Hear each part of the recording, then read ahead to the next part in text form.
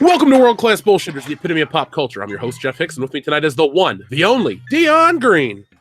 Baby, boys and girls, children of all ages, it is so good to hear from you again. Nudes are optional. That man chuckling in the background is the last standing Samoan, Big Rig, Nick Utam. Nudes are required, not optional. Okay. Damn. What's that kind of party? Yes, it is, sir. Yes, it is. And finally, Kendo Slice. Star Wars isn't going to bring a tear to my eye, but it brings a pain to my ass. With a tear in my eye, this is the greatest night of my life. Thanks for the reverb, Dion. That's why we're buddies. So I'd like to start the show off by covering a bit of news that's not exclusively related to entertainment. Our buddy Jeff Bezos, the founder of Amazon.com, him and his wife of 25 years are getting a divorce, and the word is there's no prenup. So I'd like to take this time to extend that offer to Mackenzie Bezos. I'm young, talented, and have a name that you're already used to. And if you're not interested, I'd like to extend the same offer to Jeff Bezos, a hetero life mate with a billionaire. Sounds pretty sweet. Don't you think so, guys? Well, not only that, but it's fair to mention that you also have what I like to call Gary Coleman's forearm. Well, I was going for the more noble approach of getting a world-class bullshitters Amazon.com funded streaming service just for us. See, that'd be awesome. What is more noble than promising someone not only partnership, but pleasure in all four corners of the world? Oh shit. That's why you're the married one, and I'm just, slaving away at the channel. Hey, Jeff, punch them digits. Definitely that type of show. Right here for you. Well, as long as we can get our own satellite and our own moon base, I think that'll be fine. Well, Elon Musk ain't been calling back, so we're going with Amazon now. Yeah, hail Amazon. We know who is calling his mom. Spoiler alert, it's me. God, you shit. Yeah, senior Musk over there. Yeah. Is she old? Is she white? Dion's interested. And it helps that Dion, she's rich. Dion can smell the gold bond a mile away. Hey, some of us are turned on by lavender. Some of us are turned on by scented candles. For me, it's a seasoned woman and a nice thin layer of gold bond. God damn right. His favorite seasoning? Depends. Just for the record, I had a mouthful of bourbon and the last computer I had was the same shit. You guys made a joke and I almost fucked up a whole other computer. So clearly we know how this relationship's going to go over the next 10 years over the course of this show. I'm going to have 3 goddamn computers. Luckily, I was able to divert it to the wall next to the TV instead of my computer. So appreciate that, guys. I take no prisoners here on the show. Yeah, nope, none whatsoever. No breaks on this train. So if you guys can tell out there listening, I have a bit of a cold, so I haven't been putting out videos because my voice sounds like absolute shit. So I figure the people that listen to the podcast are a lot more understanding, plus you guys don't want to gap. But I've written the next video. It's incredible. It was so good. It's got a part 2 that I'm already working on, and we got something else in the pipeline. So be prepared. I told you guys that 2019 we'd be pumping out way more content. Our Scott Mendelson shill video's kicking ass. It's got so many thumbs up and tons of views. So we're going to keep that train rolling. I just wanted to present myself better and not sound like I was holding my nose. So those will be back probably Monday. I'm thinking my voice should be 100% so I can record shit over the weekend and be prepared. But over the weekend, I got something special for you guys. So this Saturday at 9 p.m. Eastern Standard Time, we're going to be doing a live Solo a Star Wars Story live stream here on the channel.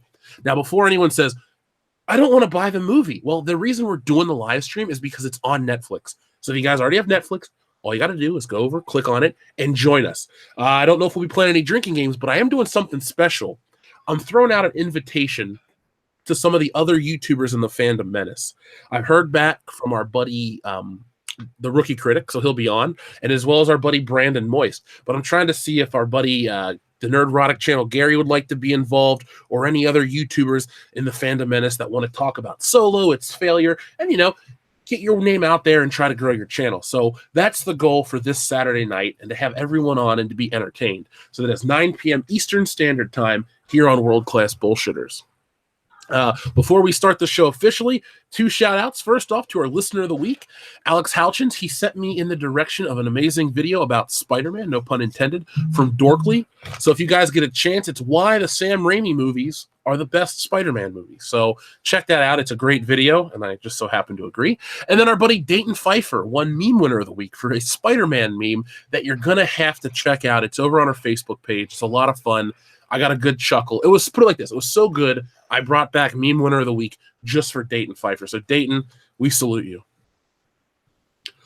So you guys ready to start talking about the shit that's going down? Absolutely. Let's do it. Might as well. You would think that 2019 would be a fresh start. You think that 2019 would be the beginning of something awesome. No, it's the same old shit, different day. So our good friends at The Mirror are posting some bullshit, trying to pass it off as news to get people hyped. Hashtag hyped for Star Wars. I don't play that shit. So, Star Wars 9 will satisfy fans who hated The Last Jedi, claims insiders. Now, originally, they were talking about Tears of Joy. So let me read this article to you out there, and we can have a chuckle at the expense of Mirror.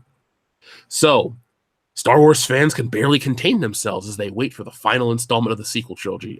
Raise a hands. Can anyone here contain themselves? I can. Dion? I'm feeling pretty contained, buddy. Kendo? Yeah, call me Rubbermaid because I am all contained. Nick? I feel nothing for Star Wars anymore. I don't care. For those out there in the chat and listening elsewhere, press 1 if you're contained. Press 2 if you're so goddamn excited. It's just leaking out of your ears. I'm expecting to see a tank tread of 1s roll up in the chat right now. It's leaking out of every orifice of your body. Yeah. I mean, I was trying to keep it clean for YouTube. They're sending out emails about the new direction of the platform. So I'm like, oh, you got that too, huh? Yeah, I got 2 of those. Ring rust is actually relevant because it got an email. Hashtag reboot ring rust. Yeah, no. That ain't happening. Anyway, back to what we were saying though about Star Wars. Now, an apparent industry insider has given an assessment of the critics that The Last Jedi will surely be pleased about. Excuse me. Star Wars News Net has found that a Reddit user named Throw Another 9 has spoken out about the upcoming film. He refused to spoil anything, given that jobs would be on the line if he did, but he was willing to share that 2 co-workers that are longtime fans of the franchise and Legends material, one of whom enjoyed The Last Jedi and one who decidedly did not, were both immensely satisfied with the footage that was coming together. As in tears of joy satisfied. That's some high praise. He also noted that this praise didn't mean that fans would like absolutely everything in the film, but it certainly seems like Lucasfilm is happy with the film. That's quite some high praise. Well, before we say anything else, Lucasfilm was happy with The Last Jedi. They were happy with Solo. They didn't like how they performed. They didn't like the fan response. But this is like the most nothing garbage article. Do you trust Throw Another 9 from Reddit? No, I don't. We'll see. The thing is with all this stuff now is that I don't trust any of it. I don't like any of it because we're gonna constantly get rumors and speculation and people saying stuff who claim to be insiders who might actually be insiders, but we don't know because there's so much stuff spewing around and going around about all of this that we're not gonna know until the actual film comes out and we actually go watch it. No, to me, I'm not gonna pay attention to any of this because all of it could be BS. All of it could not be true. And, we could just be reporting, crap from just some POS news site and just, it wouldn't mean anything. Kendo? Dion? I mean, I actually do believe him. I believe that in his own head, he believes that. I would not be surprised that if they had a private showing or, a last minute roundup where everyone that worked on it looked at the film. When you're living in your own bubble, you get to see things the way you want to see them as opposed to the way that they really are. So yeah, I do believe it. I think that again, this is Lucasfilm. They're all smoking their own shit and they're all hotboxing one another. So I would not be surprised one bit that they believe that. I wouldn't be surprised one bit if they full-heartedly look at the finished product. They're as close to finished as it is now and think that it's going to be a good movie. And they tell themselves that they're Star Wars fans and they tell each other that they're Star Wars fans. Then after they're done sucking each other off, they say, God, this movie is so it just fills my heart with joy and my eyes with tears. So yeah, I believe him. I don't. And then again, I don't. Outside of all the shit going on, I don't think they have a legitimate reason to honey dick everyone else, seeing as how everything's been a goddamn disaster. So yeah, I believe him. I think that they're all high on Lucasfilm Molly and playing bathroom games with one another at this point. Fuck them. Jesus. These are the same people that for the last little over 3 years have been telling us how dumb we are for not liking this shit. Not only that, they were talking about the layers and the meaning behind each tidbit. It's so dense. You just didn't understand it. You didn't. Yeah, you got to read the book, watch the deleted scenes, and talk to Ryan Johnson on Twitter, and then you'll understand all of it eventually. Right. Yeah. Right. You need to spend an hour in a deprivation chamber with just looking at pictures of Ben Swallow to understand the nuances of this film. You don't ever have to let me out of that chamber. I don't want to look at that. Also, side note: if there is a hotbox thing going on at Lucasfilm, let me know so I can go. All right, I want to be there for that. You're gonna be our secret squirrel. I'll do that, man. Did you watch Solo, Nick? Did you watch it? Yeah, unfortunately, I did. You watched it, so you mean to tell me that you watched Solo, and the first thing that in your mind wasn't, "Wow, they were high when they made this shit." That wasn't the first thing that you thought. No, I can promise you, I was like, these motherfuckers are using all different types of smoke to hotbox to make that shit. If they can make Solo. Shit, I can't wait for episode 9. But all I'm saying is, if there's like a hotbox party going on, sign me up, send me in, give me an invitation. I'm gonna infiltrate and see what's going on there. Folks, if you're listening, we need to get him an invitation to the Lucasfilm hotbox or hot tub. Whatever. It's all good. Would you really want to go to a Lucasfilm hot tub party? Kathleen Kennedy and the rest of the story group and. What's his name? Pablo Hidalgo. You want to share a hot tub with said individuals? I mean, if I can get some dirt and learn some shit, why not? I'll sacrifice my well-being. It's fine. Fair enough. That's why you're on the show. I got an open schedule for the year. I don't have anything really going on. I'm good. Let's grow the channel to 1 million subscribers, Nick. That's what we'll do this year. Coming summer 2020, Nick and Kathleen Kennedy, the marriage made in heaven. I mean, you are better looking than Gary Marshall, or that's a true story. Marshall, or whatever Marshall she's married to. I don't know. There might be a sex tape. Who knows? Ugh. We might not talk anymore after that. Well, unless I blackmail it for like $1 billion, and then we'll see what happens. Yeah, but I expect this kind of attitude from Dion, not you. We started the show with Old Gold Bond Ladies. We're 14 minutes in, and we're still on Old Gold Bond Ladies. We're changing the title. No wonder this thing got demonetized. Don't listen to him. Don't fight your internal desires. Yeah. Bullshit. So now we have to worry about Nick being banned from the old folks' home, not just Dion. Great, that's perfect. No, I'm only going to the Fortune 500 old folks' home. That's it. I mean, your reasoning is sound, but I'm going to be so He's disappointed. cray for KK. Oh. Well, I'm just disappointed. That's the show. Yeah, worse than this. We've fought them down. 155 episodes. Let's just flush it down the toilet.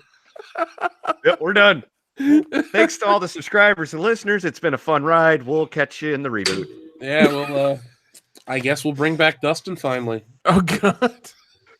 Cold days indeed. Yeah. Cold days indeed. Hell froze over, all right? That's where we are right now. Just pictures of Kathleen Kennedy and Dustin's butthole. That's the future.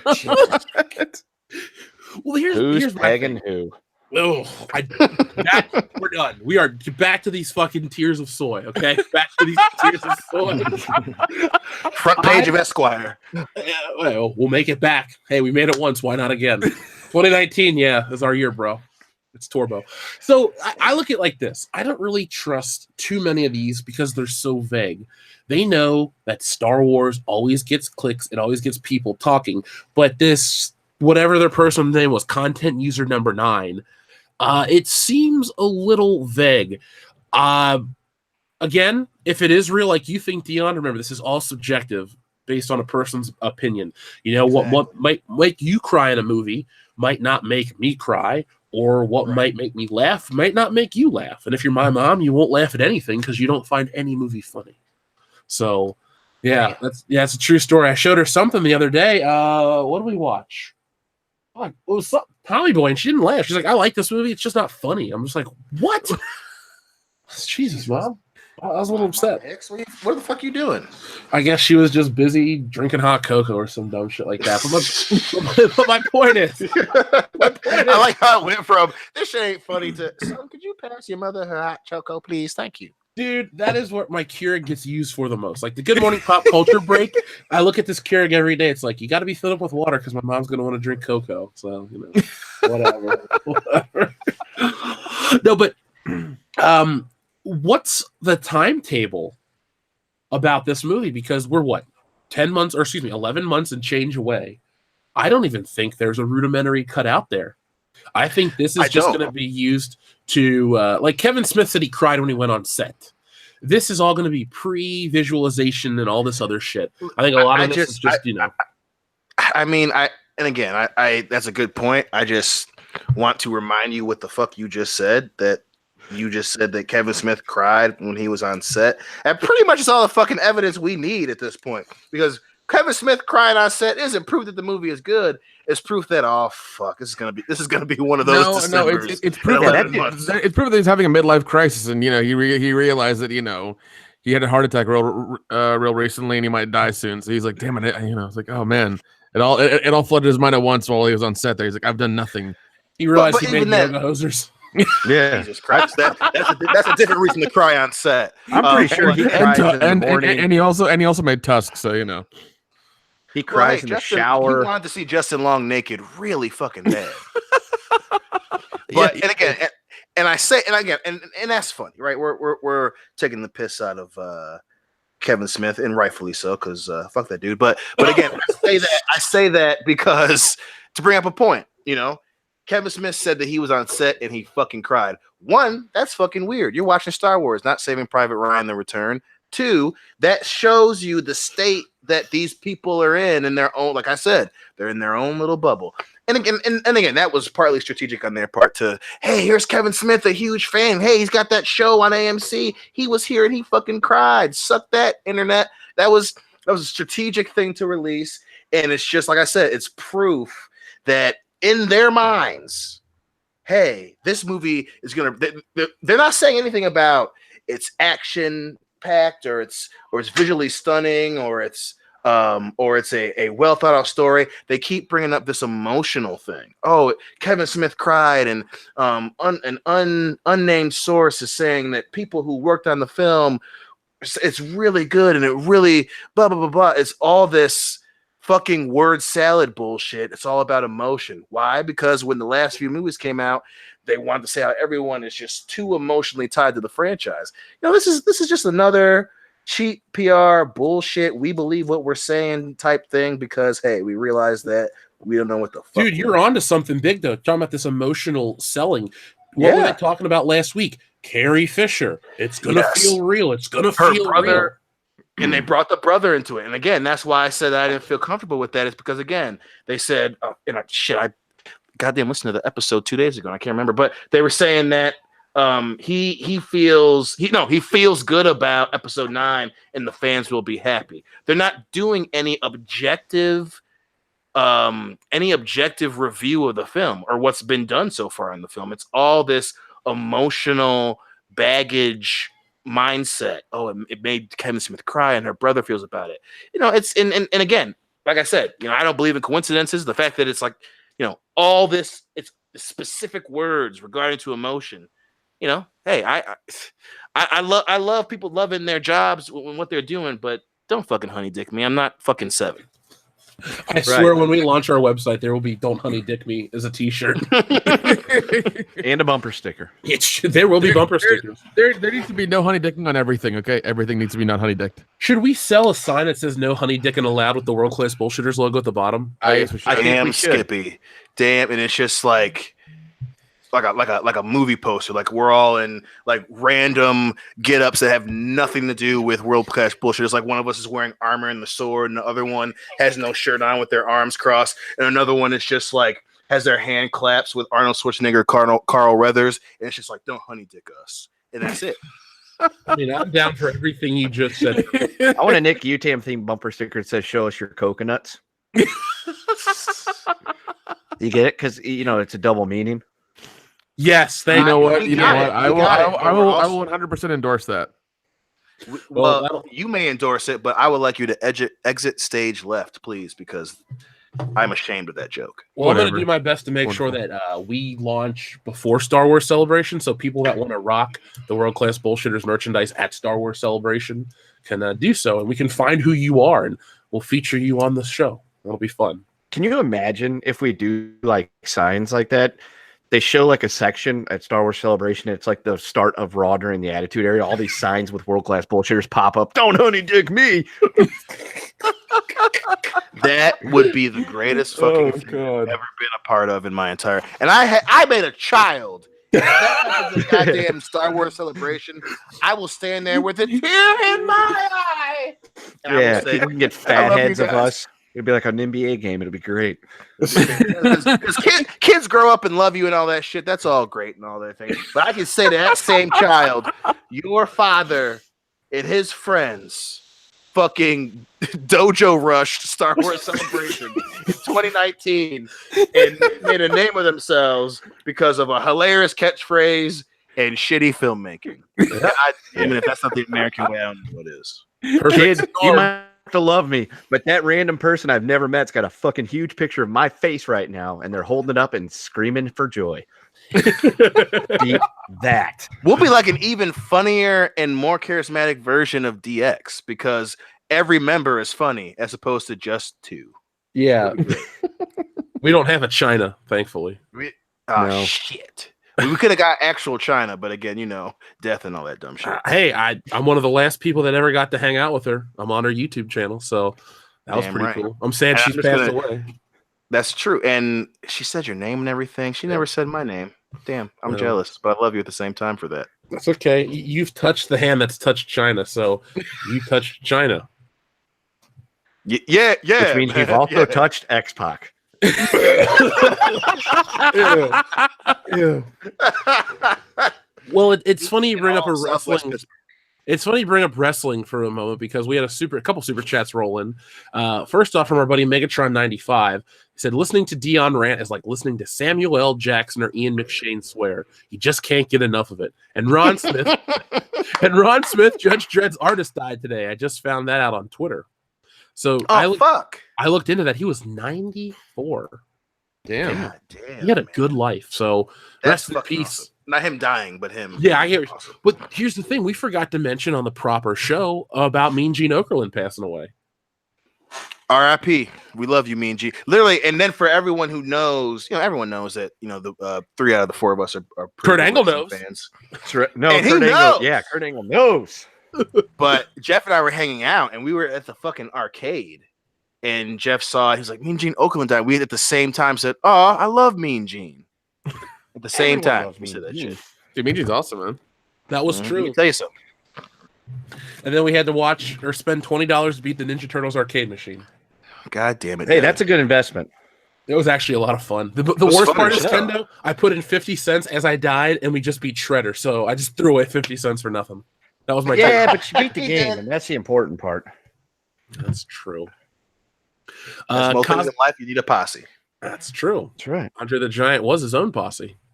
Yeah. One man gang. Oh wait, wrong guy. He did. That's a different person. Our buddy Cosmic Dogaran says, "Will make you cry tears of soy."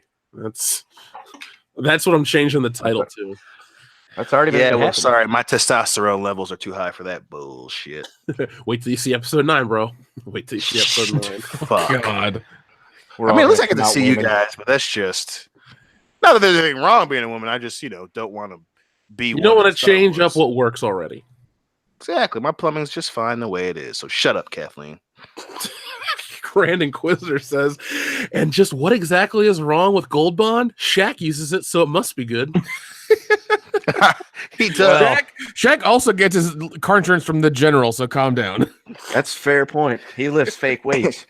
And in this weekend's live celebrity tell you, Shaq uses the general car insurance. Yeah, I believe that shit. Just like I believe you can fit in a Buick. Yeah. Oh my god. Oh, let's see. Obi-Wan 27883 says, Kendo, did you get Jeff's email to him I sent? He has not. Maybe. I don't know. Everything that's due for Jeff goes in the Jeff folder in the email. Oh, you were supposed to tell me we got emails, Kendo. Oh, we did. Well, now we'll go over them later. This bit is going great, guys. Yeah, I love this show, and you guys are so dependable. Hey, I go through the emails and I sort them. Oh, you were supposed to tell me we got important ones, though. All right. We got important ones, probably. All right, Obi-Wan 2783. I'll check those out probably tomorrow morning, because after we go off here, we got our Patreon show, and that's going to be a whole lot of fun, too. Sire J. Longstroke, thank you very much. We need more sexy dancers in episode 9. Longstroke. The Grand And that Gwyn Twi'lek in Return of the Jedi was on many. I know it makes me sad, but she was on many a spank bank for many a decade for me. That is the best change that George Lucas never made. Her boob popped out, and they never CGI'd it back. God, why that was would so they? funny. That's terrible idea to CGI boob. They even got the nipples green. She falls down in the pit, and then you see him Well, in I the mean, fishnet, and I'm just like, awesome. I mean, if you're gonna paint an actress, you're not gonna just not paint the nipple. But you know, Yeah, you don't want to half-ass that. You don't want to make it look like she's got some kind of weird space tan. spam. That's true. Yeah. Well, Which no is also a span delicious snack. well, speaking of boobs, our friend the Grand Inquisitor says, "You know what brings a tear of joy to my eye? Party boob." Party boob. Party boob. You know, I was actually thinking about Party Boob today and some of the songs we'll have on the album. I'll tell you guys off air. I may even tell the patrons. I just don't want to give it away because I don't want it to be stolen from us. But I got a really awesome idea. Okay. Let's see. We I'm also down. have our friend Dr. Coffin Nails that says, if a movie that makes you cry is a tearjerker, is a porno a sperm jerker? Oh, yeah. It is. That's a good one. Yep. That's great. That's fucking a brilliant goddamn come up. Well, wow, you can't let that go either. Thanks. We just keep it rolling. We are the epitome of pop culture. We are the classiest show on YouTube and the oldest running channel in the fandom menace. Yay. Yeah. This is how we've made it. Ghost Legend 001, thank you very much. You know, for a supposed vocal minority, they sure are trying real hard to get us back. You're damn right. And it, like we said, this movie will be sold on emotion. Go back and listen to this show in 10, 12 months. Next January, we'll cover this episode. You cover it, or you talk about it, and we'll be like, yep, they sold it on emotion. Feel the final chapter. Feel Carrie Fisher. Feel Luke Skywalker. Feel your heart get ripped out. You know, just stupid shit like that. Feel the migraine coming on from the stupidity. I can already feel it. Yep, and where I feel it, sure as shit isn't in my heart. Well, we need to keep raising those funds so we can buy out our theater and ruin the experience for everybody. We got like $50. I think we need what? What's 250 times 14? Kendo? Hang on. A lot, motherfucker. Yeah. 3,500. All right, we need to raise $3,500 to buy out my local AMC Dolby Digital screening and just have Dan at the door ruin it for everybody. I'm That down. is my goal. That is my goal. GoFundMe. Do you remember our old GoFundMe episode? Yeah, I do. It was like the worst GoFundMe ever, and it was that lady that tried to GoFund replacing lottery ticket money or something. I don't know. She was retarded. She had a tattoo on her head that said Juggalo or something, and she wanted to get it. Oh, fuck. God, that's one of our oldest episodes. That's the first one that I actually enjoyed doing. Before that, I was just like, shit, I hope people like this show. And then I was like, hey, I kind of like doing this show now. So go back and listen to me actually enjoy myself. I'm glad I didn't hear Back that in the good before. old That would've days. worried me. All right, so we're going to take a super chat break for a minute. We'll get to all you guys. There's a lot. Thank you very much. I wanted to talk about something else. This whole Oscar situation. This is just a quick topic to cover, but we discussed how Kevin Hart wasn't going to host the Oscars due to a gay joke he made, and now there's not going to be an Oscar host at all. What do you guys, first off, what do you guys think about there being no host for the Oscars? Personally, I wasn't going to watch the show. I don't need politics and garbage shoved down my throat by a bunch of rich people.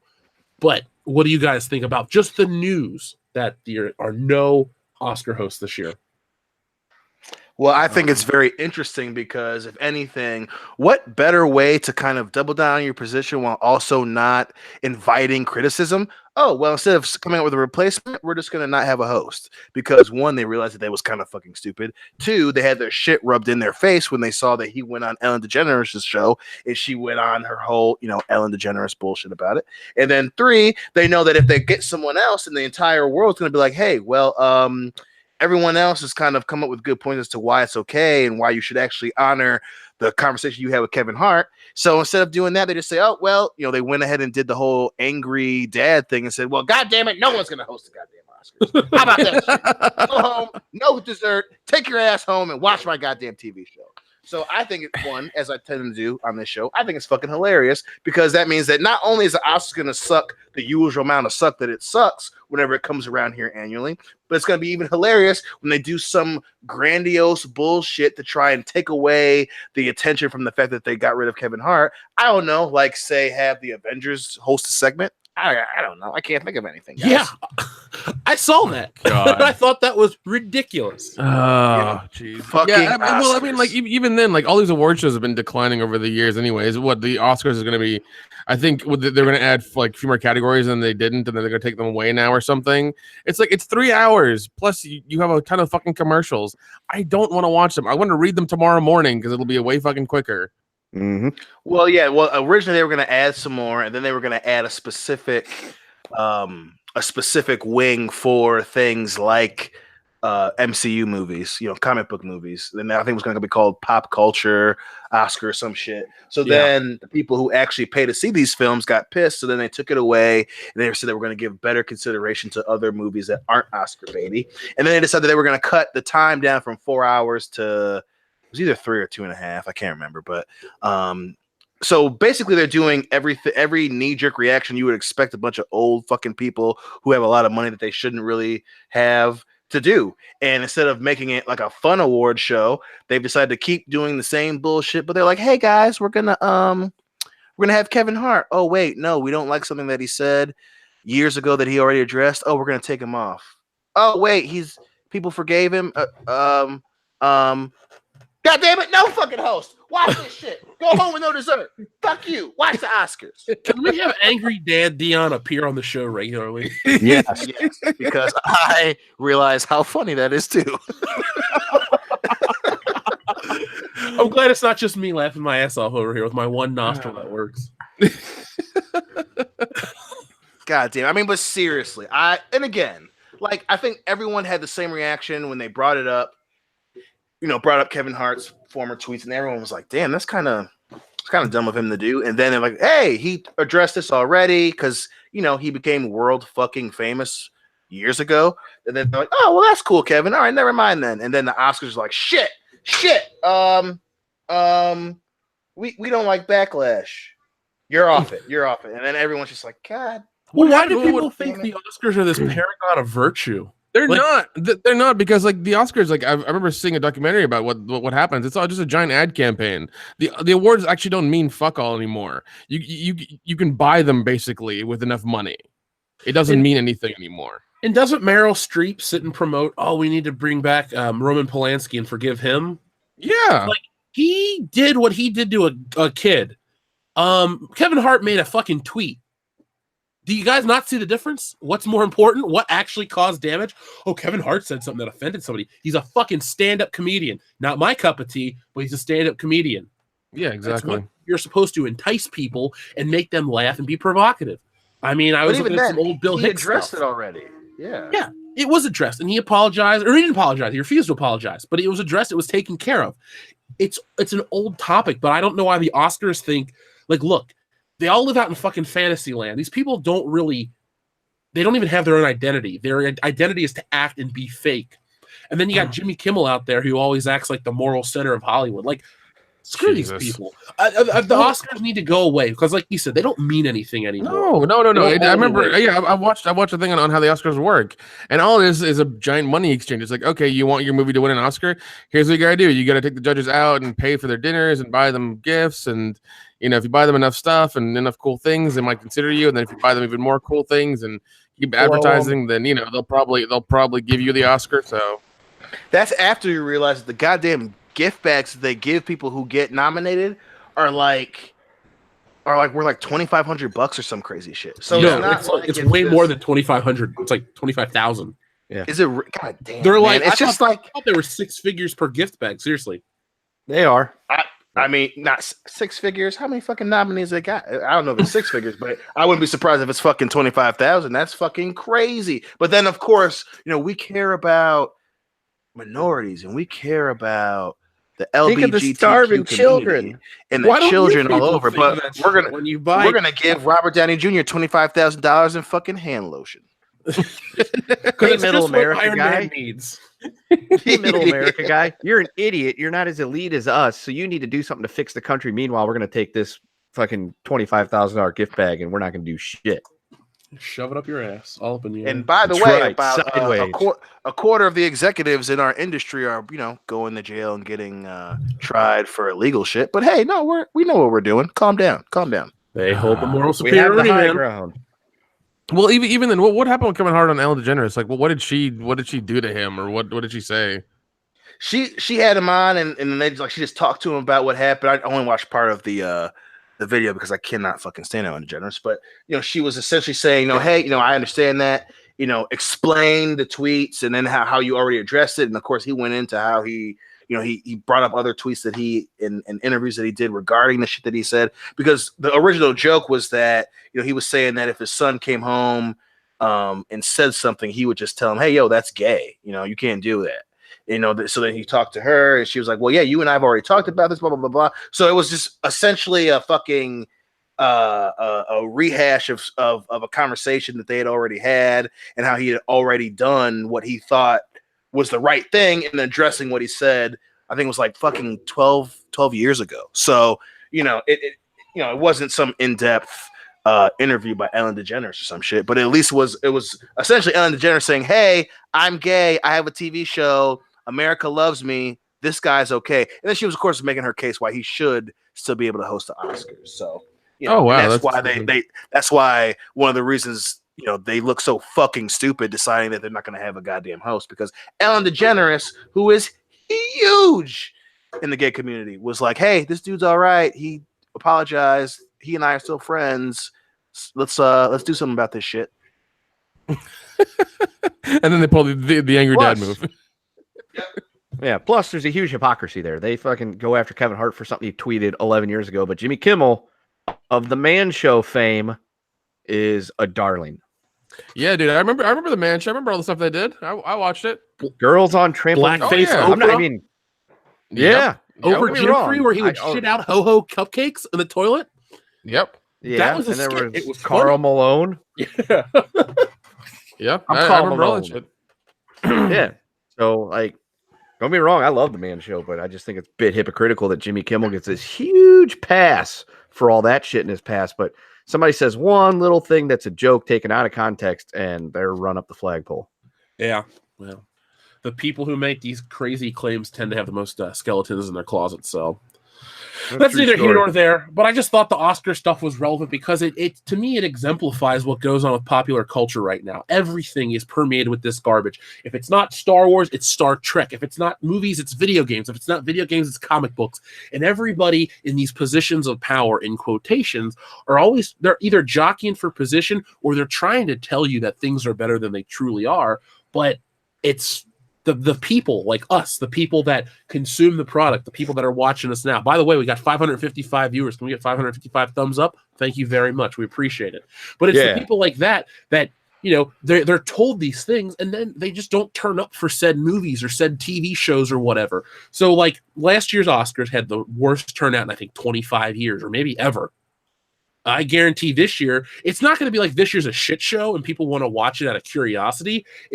The Oscars are garbage, and I'm not going to watch them to prove a point. Like, people have Oscar parties. Not anymore. They may have like, oh, we'll just have a Super Bowl party 2 weeks before instead. Fair enough. Hell, they even tried to politicize the Super Bowl, not this Super Bowl, obviously, but like football in general. And that's everything's like being hurt from it too. Like you made the joke about Middle America Man, but why wouldn't you want to target said Middle America Man with your advertising and the ladies? Because in school they taught us, you're supposed to advertise to women because they're that demographic that watch certain TV in the day. But target to their average everyday people, not like, the Hollywood elite. It's so bizarre how they think, we're going to basically bow down to their weird ideals at this point. With the internet and social media, there's a lot of bad shit, but there's a lot of good shit too. Like, we can form voices and reach millions and millions of people. Before they didn't, we didn't have that. Yeah, definitely. I think the whole award show thing is obsolete now. I think nobody cares. Like, definitely. They could mail everybody their awards and just post the winnings online, and nobody would care. Nobody would care. Well, the nicest part for me about all these award shows is that Black Panther didn't win dick. So that was fucking hilarious. Well, especially when everyone's like, oh yeah, Infinity War was way fucking better. Holy shit. But and even bringing up Black Panther, I think that brings up another whole point. If they're not trying to self-legitimize their ideas through these fucking award shows, they're trying to push this narrative of, well, you should like this and you should like that, and then you should watch this, and then you should pay money to use that because it's the right goddamn thing. All the while they refuse to bring up again, hey, we give each other $25,000 fucking gift baskets, and then we actually had someone who was a huge voice in this community who was fucking drugging women and fucking them. So there's this weird, at the same time, it's this whole idealistic bullshit circle jerk, and then it's also a smokescreen to detach and distract from all the other shit going on in that very same industry. So the Oscars is a whole commercial in itself. I mean, right. I know I remember hearing that even the women's dresses are like the outfits they pick are by committee. Like whoever, like they'll have a publicist and they'll pick like people like designers or whatever to make their dresses, and then they'll. Yeah, Joan Rivers stayed relevant for fucking decades on Joan Rivers, who wore it best on. Yeah, exactly. It's like, what the fuck am I like? I don't give a like if as long as it doesn't look like shit, I'm gonna say, hey, Angelina Jolie looked fucking great at the Oscars, and even then, it's like which is weird because every other professional community, no matter what industry you're in, when they give out awards, they have a venue and people go and they dress up and they're in front of their peers and they give each other awards. But for some reason with Hollywood, it's the only one that's fucking televised, and it's 4 hours long, and they have the stage view and the crowd view, and they have the view where they show all the nominees, and then they have their speeches, and then we also have a specific tune that we play when we get them off the stage, and specific commercial, and it's just like, no other fucking industry does this. If everyone has an award, it's those people. They have it. They clap. They have a speech. They take their asses fucking home. And it's so blown out of proportion now. And like I said, like we say with a lot of other things in Hollywood, they painted themselves in this corner, and now they're trying to entice people to watch the same bullshit that happens every fucking year. Do something new, bitch. It's 2019. You have to come up with new shit too. Exactly. I keep saying it, man. Sometimes the old stuff, the old ways will come back in vogue, and I think we're 5 steps away from that. Some studios, some small end production companies, going to put out something old school, maybe like Aquaman kind of was, and they're going to blow people away. I mean, we're getting ready to see a big change coming with the end of the MCU proper and all this. Well, I mean, talking about the small studios and things, like look at Blumhouse. I mean, even though we didn't like Halloween, it's made them a lot of money and made them a bigger name now. Now, Jason Blum wants to buy rights to all the other stuff and start doing remakes of them. And I wish him the best in that. Look, like you said, we didn't like Halloween, but they've made a bunch of other movies that we've been a fan of. I liked Conjuring, was pretty good. I really liked Insidious. There are all kinds of stuff that Blumhouse does. Oh yeah, I'm all about. They have a series with Hulu now. It's called Into Dark, where every month they have a new movie. They had Puka. They've had like the New Year's Last or something like that. They've had a bunch of those things every month, and for me now, they've kind of been half and half. Like I've liked some and I haven't liked others, but it's still good that they're on that platform and they're doing it. They're making it happen. And for the most part, they respect fans. I don't really hear Jason. There's zero bullshit except for Jason Blum, who his comment got taken out of the sentence got taken out of context about I don't hire women directors or something like that. But if you read the entire interview, it was nowhere near that. Yeah, the media has that tendency nowadays more than ever because journalists aren't really good journalists. They're just people that suck at life and they can get jobs because they virtue signal. Well, it's not not all of them suck. The problem is they want clicks. That's the issue. Some of them are still talented journalists. They do their due diligence. They research things. They vet their sources. They cite their sources. They try to be the best journalists that they can be. But they have editors and they have people saying, "Hey, you have to write something that people are going to click on. You have to write something that people are going to want to buy this article or buy this magazine while they're standing in the fucking checkout lane." So there's this sensationalist motive behind everything that they write. We touched on it when we touched on that stupid ass article from Esquire. He wrote that to get clicks. I mean, it wasn't his response. It was all the way that it was titled, the wording that he used, the things and the people that he tried to call out. It's all based on trying to get people clicks, and that fits perfectly in with what's going on in pop culture. A lot of the things aren't about what they truly believe in doing the right thing. It's about what you said, fucking virtue signaling. It's like, hey, right now, it is sexy to be progressive, and I'm going to do everything that I can to be that or pretend to be that. All the while they're, drugging each other and trying to hit on their goddamn assistants and all this dumb shit, and it's all the while not being able to come up with new shit to actually get people to watch what the fuck they're doing. And again, the Oscars are a perfect fucking example about this shit. They're trying to virtue signal with Kevin Hart, and we're not going to let him host the Oscars. You know what? Goddamn it, we're not going to have any goddamn hosts. Eat your dessert and go to bed. All the while, they can't come up with a reason for us to still watch the shit. And it's just like, God, I can't wait for this pendulum to go back in the other direction and everything's nice and even. And then we'll wait another 10 years and they'll be in the other direction. And we'll be saying the same shit. And Hollywood will still be sitting there like, I don't know what's fucking going on. Why isn't no one watching this shit? It's, fuck. Because you had the same goddamn award show for what seems to be like forever. God, it's literally nobody cares. What is this? Is this the 80th year of the fucking Oscars? I have no idea. It's like 79 or something. It's like, fuck, man. Come up with something new. Jesus. Fucking Jerry Lewis is dead. Give me something new. Yeah, man. Jerry Lewis was the key to all this. Oh, sorry, no. This is going to be the 90th Oscars. The 90th. Wait, yeah, the 90th. God damn. The 90th one. Oh, we're gonna watch it because it's a round number, 90. Who gives a shit? Exactly. Who the fuck? The Avengers are gonna show up. You watch it and you're thinking, well, here's the thing. Iron Man. No. Here's the thing. The Avengers are gonna show up. That's cool. I can watch it on YouTube tomorrow. Yeah. Or I can do the most powerful thing in the universe. Oh, the Avengers were on the Oscars. Channel up. I'm going back to ESPN. I'm not gonna watch the whole fucking show because Robert Downey Jr. and fucking Chris Evans says something funny. I'm gonna watch it. I'm gonna change the fucking channel. Period.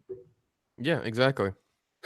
It's a new low. They won't give that movie an Oscar, but they'll use it to get people to watch their show. And you just hit on something else. The movies that deserve to get Oscars or nominations, following the fucking rules and precedents that they set, they don't give it to them. How many times has Marvel movies stole the show for the entire fucking year of the last 10 years? Even if you don't give him Best Picture, which I don't think any of them should have won overall, at least Best Effects. I mean, the first Avengers is still breathtaking to watch. The Battle of New York, everything's rendered so well. Even if it's not as fantastical as other movies. I don't give a shit. It looked real. That's the point. They fought in New York. They filmed it in Cleveland. It looked like New York. Well, I think the only one that got nominated, I want to say, was it Winter Soldier got nominated? I can't remember, but until this day, I'll fight to the end of time. I think Avengers should have been nominated for Best Picture. I think Winter Soldier should have been nominated for Best Picture. Maybe it was Civil War, but Winter Soldier should have been nominated for Best Picture, and Civil War should have been nominated because, again, it looked great, it was well written, and it was topical. Especially Winter Soldier. when you have a film, how many times do we see these movies? Yeah, fucking Brokeback Mountain, which is a weird goddamn movie, but again, it touched on the heartstrings on a specific subject, and it won a fucking Oscar. Crash, which was a fucking horrible goddamn movie. Yeah, that movie sucked. But again, it touched on racism, and even in their speech, they talked about how this is something that we deal with every day. Blah blah blah blah. It won a fucking Oscar for that shit. Precious did the same goddamn thing. Oh my God, that was up in arms. Jesus. Everyone's up in arms because Monique won her first Oscar. Now, granted, she lost her fucking mind if she won that goddamn Oscar. But Monique Not anyway. Long this long ass speech about how it touched on a specific subject that's going on in our community. Motherfucking, you mean to tell me that Hydra and government oversight and all this shit isn't worth a consideration for the fucking Oscars? Get the fuck out of here, man. They even talk about veterans. I mean, goddamn. You cannot convince me there isn't a Marvel movie that shouldn't have been considered. All the while, we've got fucking La La Land won a fucking Oscar. Oh, Are Jesus you Christ. shitting me? You mean to tell me La La Land was what, 2 years ago? So, yeah, sadly, I took my grandma to see that movie. Ugh. Fucking 2 man. years ago. You mean to tell me that La La Land is a better movie than Civil War? Get the fuck out of here, Jesus man. Christ. I watched La La Land and I was like, what the fuck did you do? You put two movies together, you put two genres together that shouldn't have been together, and you tried to make a movie and you fucked up. You see, I think a lot of stuff like La La Land, these movies basically, it's one big, like, everyone enjoys the smell of their own farts. Oh, it's an homage to Hollywood. Trust me. Dude, no, that's the case with a lot of the Hollywood directors and producers and things like that. They love to smell their own farts. Oh my God, they bask in that shit. They have a room in their house just to smell their own farts. I mean, that's why Rian Johnson's head is so round, because he's full of shit. That guy is just like that. Go watch the Last Jedi documentary, Making of the Jedi or whatever. It's all, Jesus. oh, you're a genius, you're this, you're that. And look at, you think that's what fosters creative ideas. No. Some of the best creative ideas, actually the best ones, usually come from a place of desire to either tell a story or economic desire to elevate yourself. So you bust your ass. Like, maybe that's what the Lucasfilm hotbox actually is. It's a Lucasfilm fart box. Oh, if that's the case, fuck it. I'm out. I'm not doing it. Container for Kathleen Kennedy. Oof. Yeah. No, but seriously, look at George Lucas when he was young and hungry. The first Star Wars was made, and he continued the trajectory through Return of the Jedi. You can have opinions on Return of the Jedi. You can have opinions on everything, but Return of the Jedi is not a trash film. You get to the prequels, George Lucas is a multi-billionaire, millionaire at least at that point, very successful. He's created all kinds of things. He spent a good portion of his adult life being touted and lauded as this huge creative genius. So then he creates the prequels out of either boredom or a desire to tell another story. And I just don't think the fire was there for the most part. I think he had the fire for the third one, but the first two definitely meander. And the first one has parts of just stupidity, and so does the second one. But my point is, you reach a certain point. Steven Spielberg's lost his touch. A lot of these people and a lot of these creators have lost their touch because they're no longer young and hungry and they're not fighting for it. That's what Hollywood is. It's just, oh, well, I'm Ryan Gosling or I'm Emma Stone and I'm going to make money and I'm going to do this because I'm this person and I'm just going to fucking, Charleston my way to an Oscar, and no one gave a shit. The movie's fucking plain and boring. But everybody went on about it. It's a throwback to the 40s in Hollywood. I don't give a shit. I was born in the 80s. Give me a throwback to something good. Well, not only that, but the hilarity in that whole point is a throwback to old Hollywood. Bitch, old Hollywood was racist, sexist, and fucking classist as shit. You mean to tell me that now all of a sudden you guys are virtuistic and you care about all these communities, but you're allowed in a movie that talked about a time period where there was a lot of shit wrong with Hollywood, particularly with what's a topic now? With the treatment of women and all this other shit. But La La Land is this great throwback to all the good things. If a guy was like, bitch, so now the flavor of the month is a throwback. Get the fuck out of here. Well, they were doing it, so it's okay. It's called hypocrisy. Right. It's funny too that because once again these people who virtue signal and talk about everything being bad, it's like things are horrible now. It's like things are worse back then, way the fuck worse back then. Things are only bad. Things only seem bad now because they get reported every 5 fucking minutes. That's the only problem. Yeah. If you actually look at the statistics for everything's getting better. But crime's down, better science. You can live longer. Oh yeah. Yep. Oh yeah. Cats and dogs living together, mass hysteria. Well, like Captain America even said, Dion and Winter Soldier, we used to boil everything and all this other crap. The good old days weren't that good for the most part. I mean, you can look back in the 90s, economically, things were, different. They were better than they were a couple years ago. And creatively, I'd say you had a golden age from like 1972 to 1990. Just because then the further you get into the 90s, the more the political correctness permeates pop culture and stuff gets dumber. Like, yeah, you have dumb sitcoms in every decade, Father Knows Best and all this idyllic America bullshit that doesn't exist. But then you get this stuff in the 90s that's just as dumb. It's some of the grittier stuff that was so controversial that you look back on and you're like, wow, Al Bundy was right about this. I know it's played up for a joke, but some of the shit he said, it's like, well, yeah, that is how it goes. Or Hank Hill. He seems really uptight, but some of the shit Hank Hill actually said was relevant to today. Some of the helicopter parenting and some of the weird social justice issues before they ever called that. I actually watched an episode recently where, like, there was the episode where he didn't rent the porn tape. And he got all this stuff sent to his house and everything because of the beast and collars. Yeah, that was such a great one. Yeah, that one. And I was just like, that really rings, now, because you look at Facebook, you look at all the social media we use and all the stuff that we get all the time. It's like, yeah, that's reminiscent of that. Like that's what it seems like now. Like it was predicting that almost. It's crazy. Yeah, King of the Hill, man, that show.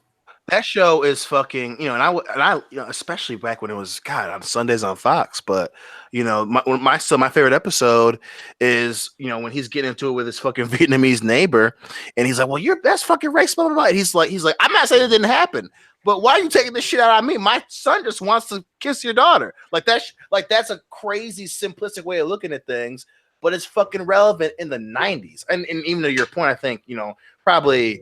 90, I'd say probably 98 is when it really became prevalent that we were starting to lean towards this, we've got to care about what everyone thinks and everyone feels and infringe on artistic creativity. But especially, getting back to the fucking Oscars, there's this weird need to do that. It's like, oh, well, we want to talk about the 90s and we want to be nostalgic about the 90s and the 80s and the 70s and the fucking 40s, but we don't want to learn or discuss any of the fucking lessons that we got from that time period. Well, and that's why it comes off so disingenuous, especially with this shit, especially with what came with the whole not my Oscars, but the thing what was the fucking hash? Whatever the dumb fucking Oscar So White. Thank you, Oscar So White. It's like there's this simplistic view of what people want them to be, but it's like you're not learning from the time periods that you're fucking referencing. You're not gaining any insight from the events that happen that you keep referencing for the Oscars. And especially now with this Kevin Hart thing, it's so goddamn apparent. Everyone wants to jump on Kevin Hart, but again, one of the huge fucking lessons, and which is weird that we're getting this from a goddamn show from Ellen goddamn DeGeneres, but hey, he's already is beautiful. I know. I can't stand. Jeff. I can't stand Ellen DeGeneres, dude. I fucking hate her so much. But again, she's not going to dance into your heart like she did America. Shut up. I'm skipping that joke. It didn't happen. I fuck you and fuck her goddamn. She's got dolphin teeth. Speakers. She's so quirky and bubbly and polite. Shut and nice. up. Why she wears she have the same haircut and she wears fucking jeans, shoes, and a blazer? Why are you wearing a blazer? You're wearing fucking jeans and they ugly. Stop it. Because she's like Harrison Ford. And you're divorced. So hip and stylish though. She's her own person. She marches to the beat of her own drum. She's independent and cool. How do you do the same dance move? Anyway, she's white. She's got one dance move, Dion. Stay at home. White moms love her. Whatever. Fuck all that. But Dion, again. One thing you glossed over, you're talking about the rise in political correctness in entertainment. If you notice, though, around the time it started to permeate entertainment, the media, SNL, and all these other places were so focused on the whole Bill Clinton thing from 97 to like basically the year 2000. Everything that nowadays it's always shitting on the president or all these other political things. But back then it was literally just Monica Lewinsky. Like she was just a fucking punchline for like 5 years. Every late night show. Like as a kid, I didn't know what was going on. Dude. You're not kidding, man. Yeah, I remember that as well. Like all the fucking time I'm going to. Like and every sitcom show had the joke as well. It's like, really? We get it. We know what happened. Just go move on. And that's why I say 98 because, and and I will flat out say we are a Richard Donner podcast for sure. We love the guy, but that's 98, because that was Lethal Weapon 4, and that was kind of the last action movie that brought up an issue without shoving it down your throats. Yeah, it was about Mel Gibson and Danny Glover, shooting up motherfucking crazy ass triad dudes. But they brought up slavery. They brought up fucking the slave trade between the U.S. and China. And then that comes out, and then everything late 98, 99 thing, especially with the fucking Monica Lewinsky thing and Y2K and Bill Clinton's fucking getting blowjobs in the Oval Office jokes that we heard for fucking the next 5 years. It was this dawn of this. Everything we do, we say it matters, but there's always an underhanded motive. There's always a different motive, and that shit was prevalent. And fucking 2018, 2019, that shit is so obvious. It's like, what the fuck are you? I'm not 7. I can see what you're fucking doing, Oscars. God damn it. Well, listen, while we're talking about 90s, we'll move into Captain Marvel for a minute because a new trailer dropped. I know a lot of people. Shit. Yeah, I know, but hold on. Our listeners are very patient, so I'd like to thank everybody. Swinging Cod says, Big Rig Nick, content hooker. Listen, I'll do what I gotta do for the channel, okay? All right. That's the right attitude to have. Oh, you will. Zay says, I just found out today that Pablo said Anakin Skywalker's lightsaber is now officially Rey's lightsaber. Ugh. Well, the best part is it got fucking destroyed. Oh yeah, it did, didn't it? Remember, it got cut in half in the Last Jedi. If you have to remember one thing broke in the Last or Jedi, whatever. It broke. They were forcing it so hard. They were forced. They were force fucking each other. Yeah. With Jason Biggs and James Vanderbeek. I'd rather watch that. Yeah. Are you excited for the new Jay and Silent Bob movie? I don't care what Kevin Smith says. I'll still go see that movie. Oh yeah, I'm Wait, still gonna watch it. Is he not a fan of it or something? Does he not want it to happen or whatever? No, he's making a new one. But we always shit on him for being a shill. I don't care. I've liked most of his movies. I'm going to go see Jay and Silent Bob. I am as well. I love those movies. Well, they were awesome. He's going to have actual Jay in it, and that also means that he knows he can't do this crazy bullshit with Jay because Jay's a fucking former drug addict, funny man who can't deliver weird ass shit that triple bypass fat boy wants to put out. Jesus Christ! Yeah, and I will still. Damn, I fucking hate Kevin Smith too, man. This might be the Dion hate shit episode because I'm he really is a dad of the episode right now. He's like, go to bed with that. Go to bed with that dessert. Say something funny. No dessert. When you turn the heat up to 70, I fucking hate that. He's so aggressive. Did you touch my thermometer? I got a thermometer. I will give Dion credit though. He has hated Kevin Smith the entire tenure of our friendship. So this isn't new. This isn't new. All right. We would talk. Dustin and I would talk about, Clerks 2D. I'm like, man, fuck Kevin Smith. He's not that fucking funny. He made a movie in a convenience store. Good for him. And I'd be like, Chase and Amy, bitch. That movie does suck. Yeah, God, it's so bad. Let's see. Obi-Wan 27883, excuse me, says we can have a wake for the channel at Celebration, but a wake implies somebody died. The channel didn't die. So Obi-Wan 27883, we can have a party. We're gonna get a meet and greet set up, but we're not. Nobody died yet. That'd be really weird if somebody died at Celebration. Ugh. Hopefully they died celebrating. That's the next comic we tell. Somebody dies. That's who killed Phil. We're at Star Wars Celebration and somebody died. It's just hangover Star Wars Celebration. That's all it is. Pretty much. Damn. And then we guys. We can't figure out who did it, so we just escape the city so we don't go to jail. The story ends with Dion and I in Tijuana. and Kenda moves to England. It just the way it goes. He fits in. Yeah, that's fine. Colton Bach, thank you very much. Hey guys, bad news. Miami Vice is dropping off of Hulu. If anyone needs to see it, do it now. Well, I got the NBC app, so I'll be fine. Kendo, do you have Hulu? I guess not. Beat Bob, I ain't got shit. We ain't found shit.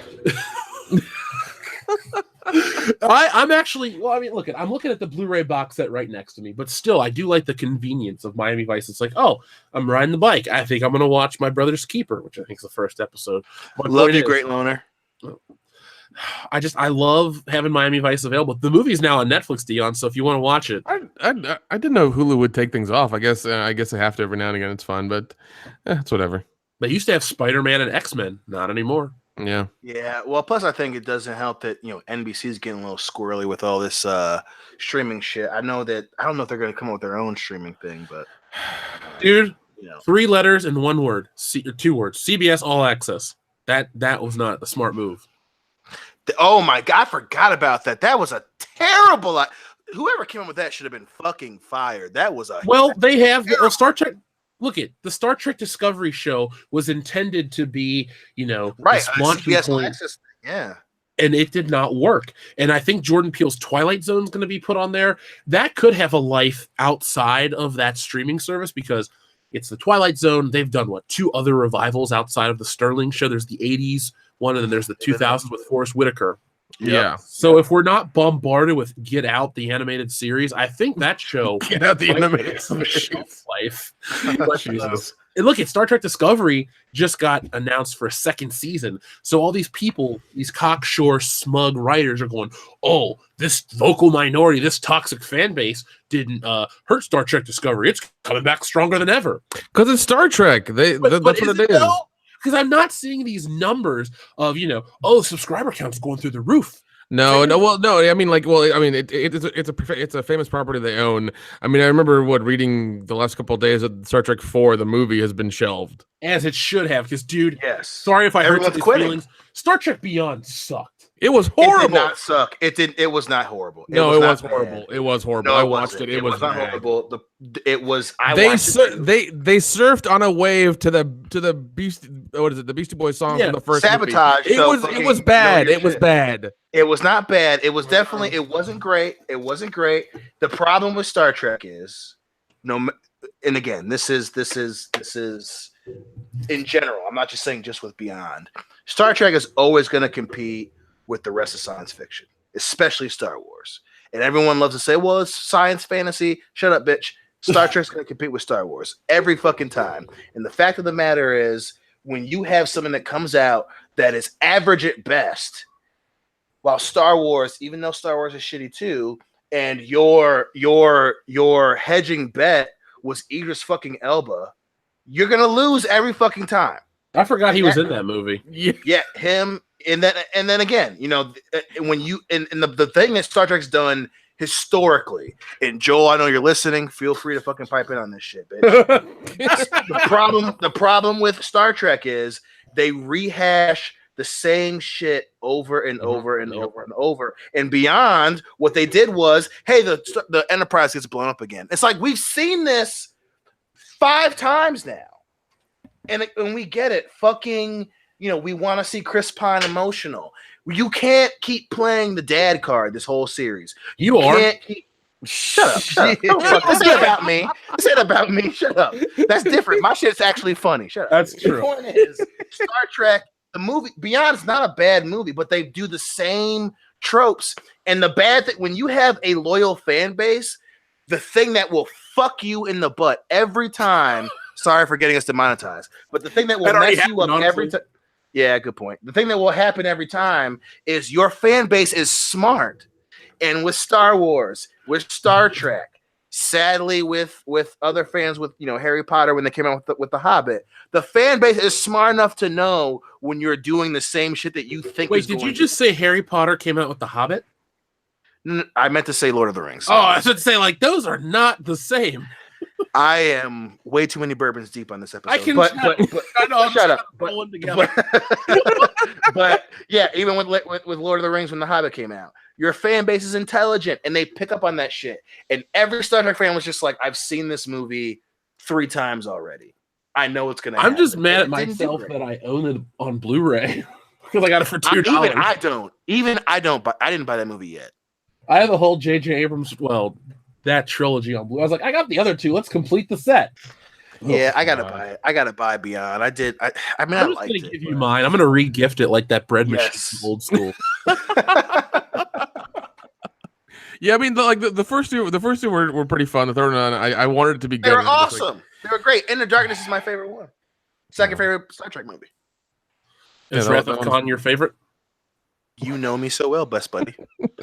I'm fond of the one where they go to San Francisco. Oh shit! The Voyage Home? Yeah, I like. Are they The Voyage slingshot Home? around the sun? I like that movie. It's the whale episode, man. Yeah. The whale episode. The whale movie. The whale Star Trek.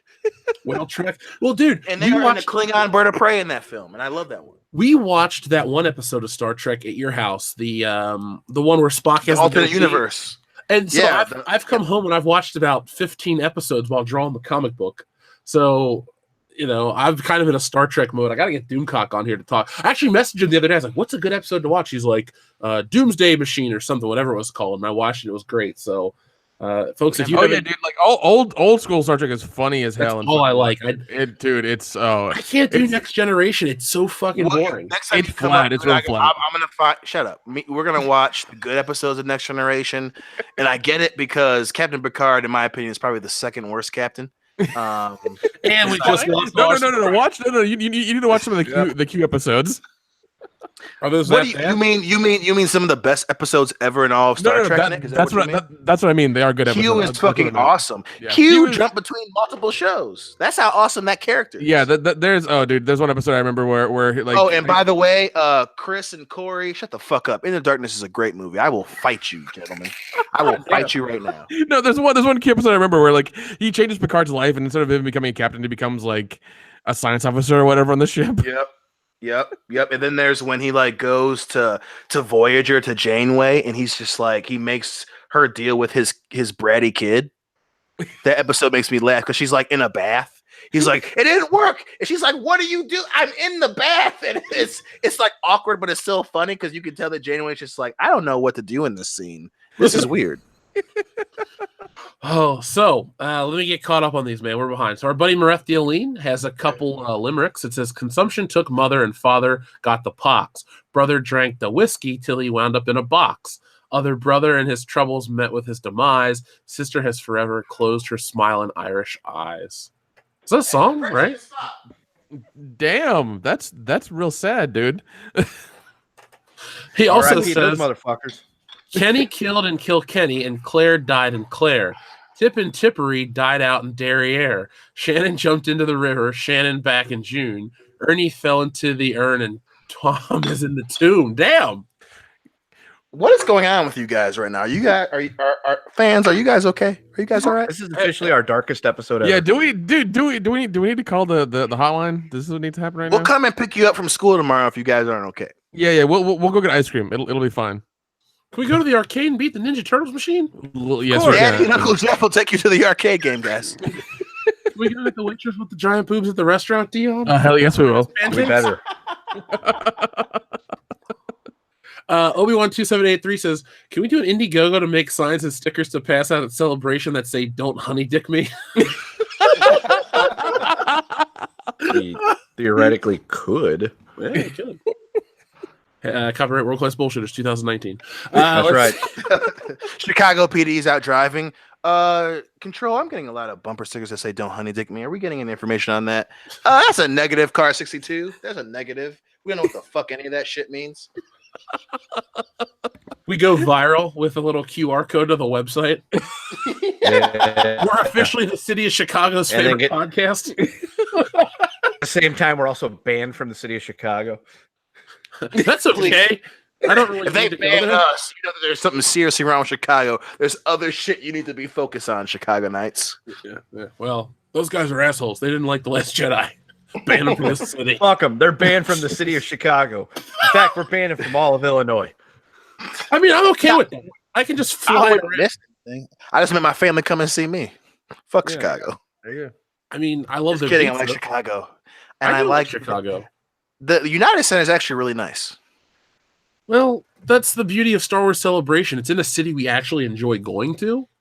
Yep. It's like, oh, we're going to be in Muncie, Indiana. Yay. Muncie, Indiana. Or Provo, Utah. Wow. Oh, fuck. Go Well, Utes, Mormon girls Delaware. do weird shit. Mormon girls do weird shit. I go to Utah. There you go. No, that is very true. Yeah. That's very true. Be like, hey, let's see some of that magical underwear you're supposed to have. I want to go to the local college and drop off alcohol and porn and see what happens. Have you ever seen the end of Raiders of the Lost Ark? No. You have. No, I have. I was about to say that's exactly what's going to happen. We're all just like, why are you lying right now, Nick? There's no need to lie, dude. Maybe he's drunk too. Let's see. Don't judge me. Our buddy Marethialine says, "Cleanliness is godliness." Uncle Pat would sing. He broke his neck slipping on a bar of Irish Spring. God damn, Jesus. Grady, he was 80, though his bride just a pup. He died upon the honeymoon when she got his Irish up. Fuck. That is a sultry fucking poem there, guys. I think Dion's enjoying this a little too much. Let's just say my shorts got a little tighter. Well, thank you, Marethialine. You're entertaining the listeners and you're arousing Dion. That's the sequel to Stealing Solo, Arousing Dion. Yeah. It's like a Snow White thing. He's in a deep sleep and people have to keep trying to arouse him to wake him up. Special guest appearance from Sigourney Weaver. There is no Dana, only Zoe. I smell old white lady. I'm up. Van Slider, he says the Attitude Era will be reborn at Star Wars Celebration 2019. Oh my god. I'm there, man. American Dream. It's good. It's going to be interesting as hell for damn sure. Thanos EVS says, "Please donate pie. I could use some apple pie." Oh, you would, you greedy bastard. Couldn't you just snap an apple pie into existence? No. Yeah. If you had all 6 Infinity Stones, yeah. No, what ends up happening is that he takes out half the universe, but then it comes back as pie. Oh my god, Ethan would go nuts. He'd be diabetic and dead within a week. Within hours. Within hours. Yeah, have you ever seen an addict in front of, like, I don't know, drugs or something? Like, I can't stop. Ethan and his pies. Oh, they're all apple, chocolate, cream, banana. Oh, just roll. I just love how you said an addict in front of drugs or something. Yeah, I don't know. You can be addicted to other shit, like shoes or porn. I don't know. Like, easy fucking dare. Hey, if you're gonna be crotchety old grandpa, I'm gonna be like your dare officer, Officer Jeff. Just say no, little Billy. Yeah, just eat a piece of fruit. I remember Dare. It didn't work. With your white girl wasted ass. Yeah. You love it. Shut up. Grimjoy says, "I hope every woman Ryan Johnson takes to bed subverts his expectations and has a dick." In memory of Admiral Akbar. I like where you're at. Wow. Shocker, Ryan Johnson's married. Yes. Really? Yeah. Damn, she must have picked the fucking short straw. Yeah, well, it's Ryan Johnson. What do you expect? Yeah. Botched Toe, thank you very much. Love the new avatars, fellas. Can't wait for Stealing Solo. Dion looks so realistic. Yeah, I upped my game for Dion. I was like, he's my best friend. The other guys are great. I love him, but man, Dion is my buddy. He's got to look real in every panel. In showbiz, guys, it's not what you know, it's who you know. Yeah. This proves it. Yeah. And now you know. And knowing's half the battle. And now you know. Marethialine says, Jeff fought with Dion onto Cliff of Old Denis, took out a shillelagh and stabbed him in his spleen. Crazy Mr. Mike thought he was a leprechaun, but in fact, he's just a leper and his arms and legs are gone. What the fuck? As long as I'm the leprechaun from Leprechaun in the Hood, I'll take that. You can make that happen. Yeah, that's a guilty pleasure movie for me. It's garbage, but I enjoy it. Oh, you and I got shit faced watching that movie one time, and it is still hilarious to me. Dude, not because of the fucking movie, but because how drunk we were, and we're just like, why is Ice-T in this? It is so much better than Leprechaun in Space. I don't know if that's an achievement to some. God, dude, that movie's awful. I mean, you start the Leprechaun franchise with Jennifer Aniston. Yep. And young Jennifer Aniston. Yeah, pre-Friends, where she had dark hair and somehow more natural looking back then. Yeah, and actually real boobs. Now she's a fucking robot. Yeah, she is. Well, her and Brad got back together, so did they really? I want to say, yeah, after he left that crazy ass woman, Angelina Jolie. Well, that was his first mistake, getting hooked up with her. Yeah, anyone that banged Billy Bob Thornton and then went and had a wedding with vials of blood, his blood, you need to question a lot of things that you enjoy. Yep. Well, at least he doesn't have to take care of those like 24 kids that she adopted from 18 countries. No, I want to say he got all of them. Did he really? Wow. All right. Yeah, because apparently fucking Brad Pitt had this weird thing where he wanted a huge family, and he got with Angelina Jolie, left her, and he got all the fucking kids.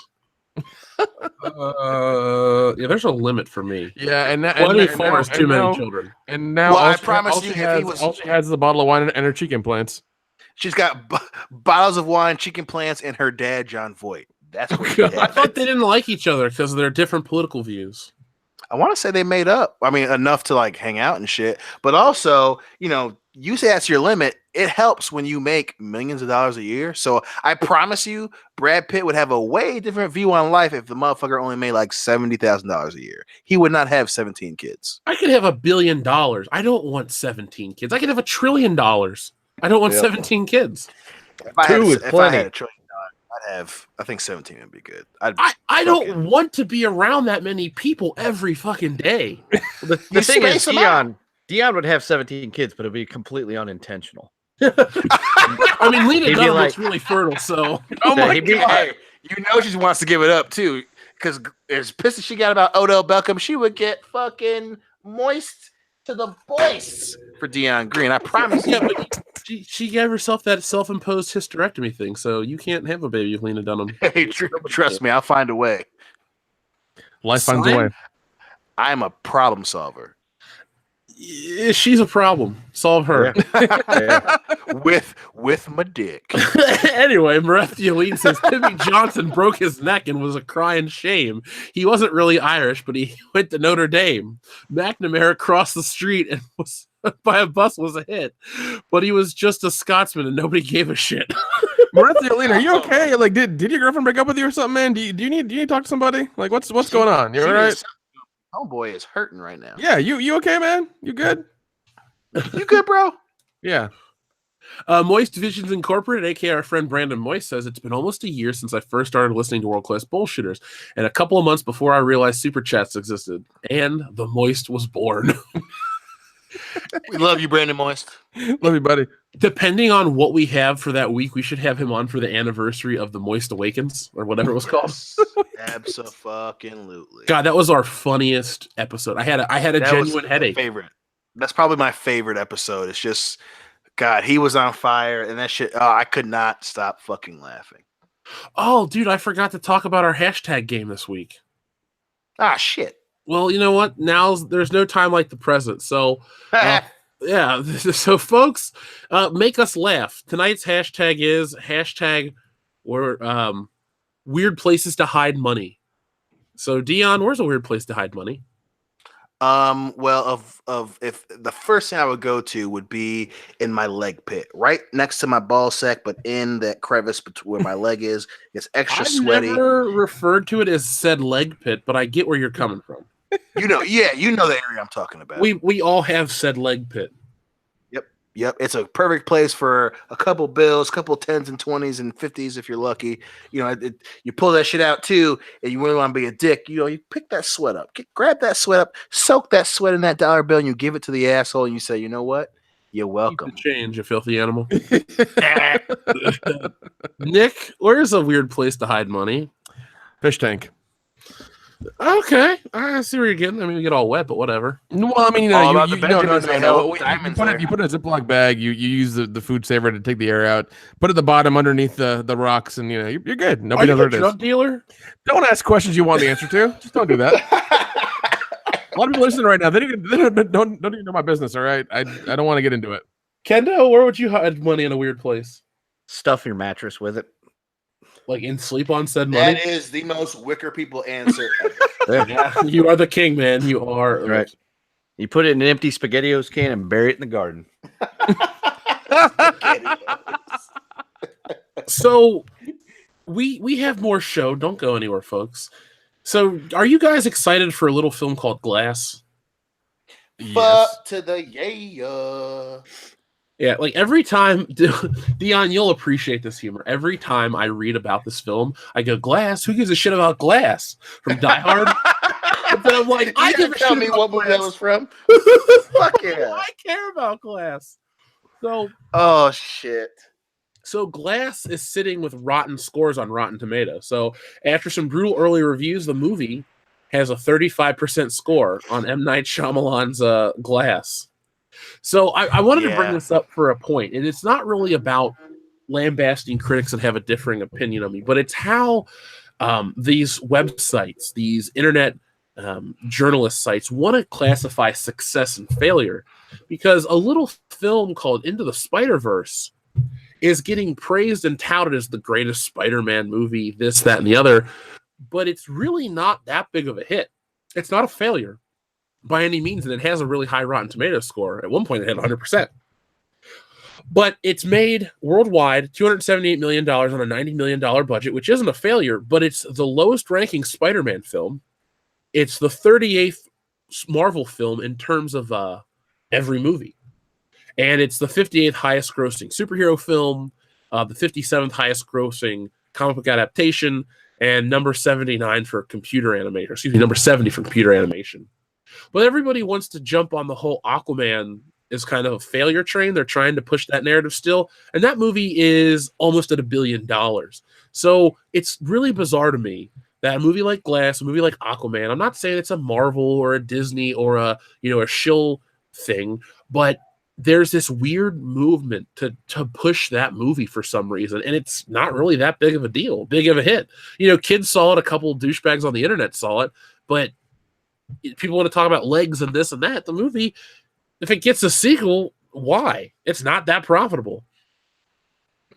I mean, I and again, that's a great callback to what we were talking about earlier in the show. I think that right now there's a bit of a virtue signal. And again, the whole Miles Morales thing has been an annoying thorn in my ass for the last few years. And I think this is another extension of that, especially seeing as how, people want Marvel to have a good animated movie. And then again, they want to have, different versions of heroes. In this case, everyone apparently is on the train where they want to have a Black Spider-Man. So it doesn't surprise me that this is the narrative that's kind of going on right now. And again, especially seeing as how, even though Jason Momoa is Polynesian, but yeah, it again, and this is why I didn't want to see it.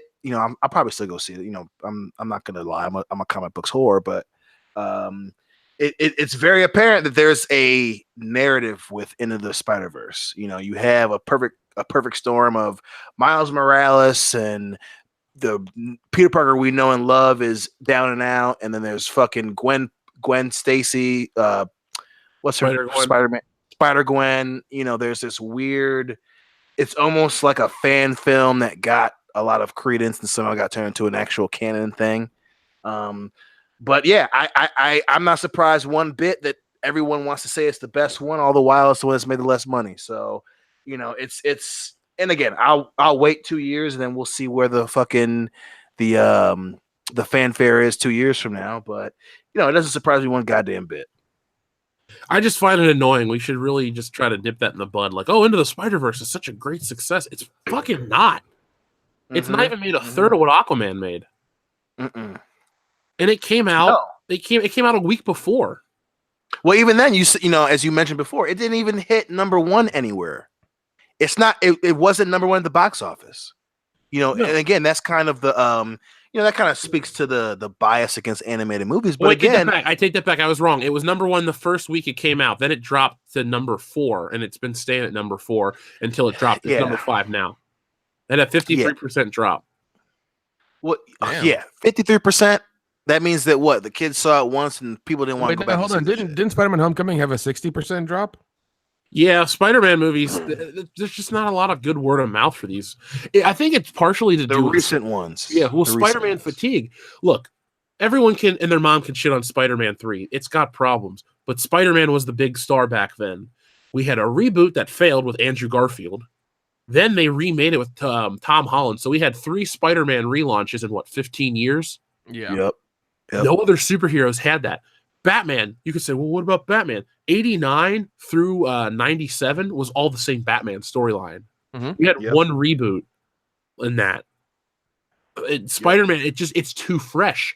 I mean, it was that post 9/11 movie. It came out, it beat Star Wars, it did all these things, and then just you cancel it for stupid reasons, and you keep replacing it with a lesser version to some people. And that Spider-Man just won't catch on because now they got him so young in the MCU. They got all these things. People want to say, oh, 2018 was the year of Spider-Man. Maybe he had a lot of visibility in 2018 through the movie and Avengers Infinity War, but I'm just glad 2018's over so we can stop this whole Into the Spider-Verse is changing the world thing. Because we'll see next year, or excuse me, in a few weeks actually, when Peter Parker's back, and then in a few months when he's going to London to fight off Mysterio and all this other shit. We'll see how well Spider-Man still does, be it MCU or because I mean, Amazing Spider-Man 2 was not a good movie, and I don't know if it was that successful. I think it. I don't remember particularly the numbers. Jamie, pull this up. But it was not a success. It made $200 million on right. It doesn't have really a budget. Well, it made 708 worldwide. I was looking at domestic, sorry. So it wasn't a flop by any means, but it was not well received.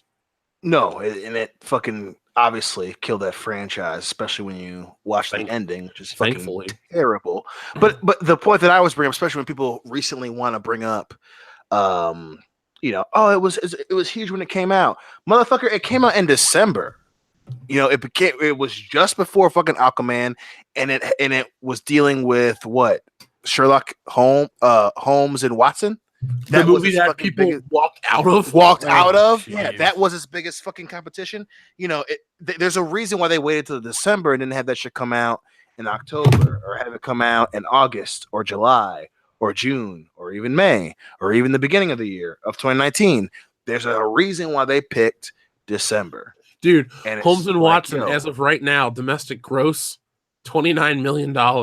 Budget, God damn. Budget, dude. $42 million. What? Come on, guys. Why didn't you just do Step Brothers 3? What the fuck? Or Step Brothers 2. Or what I say, 3? Fuck. Yeah, it's 3. But you want to hear something really weird about Holmes and Watson? What? It's besides the baddie? Yeah, shit? Well, it made more money in its second weekend than its first weekend. What? Huh. By accident? It had an increase of 1.6%. Well, I mean, okay, sure. We'll go with not a total failure then, I guess. Yeah. You got that to hang your hat on. You got to pick the wins, Talk about a fucking change in culture. Where was there ever going to be a day where we would think that a Will Ferrell and John C. Reilly movie would do this bad? Yeah, it's sitting. Let's see, Rotten Tomatoes. It's got an 8%. God damn. Well, no, I'm looking at I'm looking at Into the Spider-Verse. It seems like domestic and foreign is it's basically the same amount. It's weird. Usually one's bigger than the other, but they're both the same. It's odd. About 100 million something. 140. It's about 140. Well, I think one thing a lot of filmmakers don't take into account. What's popular in America doesn't translate to the rest of the world. Now, certain things are iconic. Superman's S symbol is iconic. Everyone around the world knows that. Batman's Bat logo, classic Spider-Man. Maybe to a lot of people internationally, they don't know. I don't think most people care about Miles Morales. He's not that interesting. Well, I mean, through the game, I've read his story. They tried pushing him so much from what I've heard from you guys, and it just never went anywhere. Well, the other thing too is. And the other thing too that people, they want to say that it's bad and they don't want to really address it, but the rest of the world is different, so everyone jumped on The Wall with Matt Damon, that he starred in this movie. But again, especially overseas, they like bankable characters. Mm-hmm. Miles Morales is not Peter Parker. No matter what you say, no matter how many hearts you want to fill with, it means the world that we have someone else don Spider-Man and he's a minority. The rest of the world doesn't buy that shit. They don't give a shit about that. They want Spider-Man. Oh, fuck especially China. China overall, they're just like, we're not keen on the brothers. You know what I'm saying? Give us Peter Parker, dog. So that doesn't make them fucking terrible individuals. It's just different. It's a different part of the world where they don't necessarily give a shit about Miles Morales, man. And that's, you can shit on that fact all you want, but that's just kind of, the world isn't the same as, you know, the suburbs of fucking Okemos. What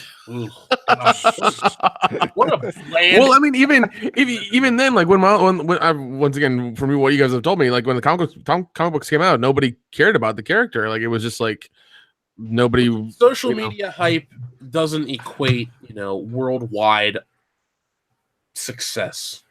The character has been out for what, about 6 years now, Dion? Yep, about 6. Yep. Yeah. They're really pushing hard with Spider-Gwen and Miles Morales. They're trying to make those. Look at Dan Slott's Spider-Verse, which those characters. Look at Miles Morales didn't come from Spider-Verse, but that has really watered down Spider-Man. Because the thing is, with these videos that I watched today, I kind of went down a little rabbit hole for superhero stuff. They've diluted what Spider-Man is. They've diluted what a lot of these non-MCU characters are. You always are trying to. Actually, they do it in the comic books. They dilute them too. But they're trying to always reinvent them so fast. And they're always renumbering. They're always doing all these things. Comic books are failing, not just because of the agenda and the identity politics and the people that make them aren't good. They just keep doing stupid things like constant renumberings, reboots. Yep. Oh, we're gonna get on the front page of Reddit if we kill off Aunt May with rectal cancer. It's like, no.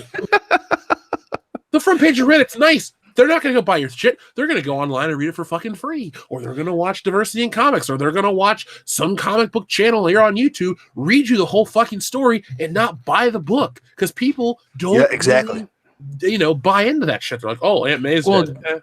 Do you think that these places water these things down so they can make them more diverse and try to use a virtual signal and do all that stuff?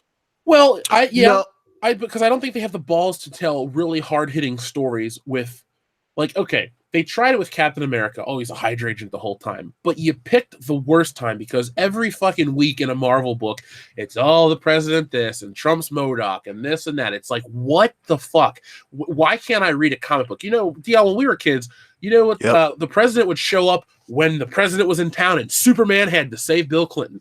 Okay, that's the end of the story. I don't care about an allegory for American politics because it's the same thing with comic book writers or journalists about, you know, Star Wars and stuff like that. They don't really have anything interesting to say. They can just go on social media. Oh, I'll write a story about that, and it's a trash story. And the comic books have no value. You know, I can pick up a Spider-Man book from 1992. Right before the Clone Saga hit hard, and there's some value in it. Maybe he fights Punisher or meets Night Thrasher. Something goes on in the story that I'm interested in. You go back to 2 years ago, it's like, wow, remember the time where Peter Parker dealt with poverty in China and tried to be a better person through whatever? It's like, what the fuck am I reading? Right. I want to watch him punch Dr. Octopus in the head and give him a concussion and cause him to die. Like, I'll read that story of the week. I don't really need to hear about how Spider-Man is making the world better with Greenpeace technology. Jeez. That's why entertainment's in the fucking toilet, dude. And it's everywhere. Thankfully, we have normal people that listen to shows like this and out there in the world that are like, what is this crap? We're not buying it. You know? Yeah, and I mean that's the best thing you can do. If you don't like something, you know, vote with your wallet. Don't buy it. Don't give them your money. So exactly. Yeah. Let's see. Our buddy Mareth Yerlina is back again. This says drunken Uncle Brendan tried to drive home from the bar. Road rose up to meet when he fell out of his car. Irony was that he befell great-grand Uncle Sam. He choked upon the very last potato in the land. Oh my God. God damn. There you go. Dion rhymed. Shit.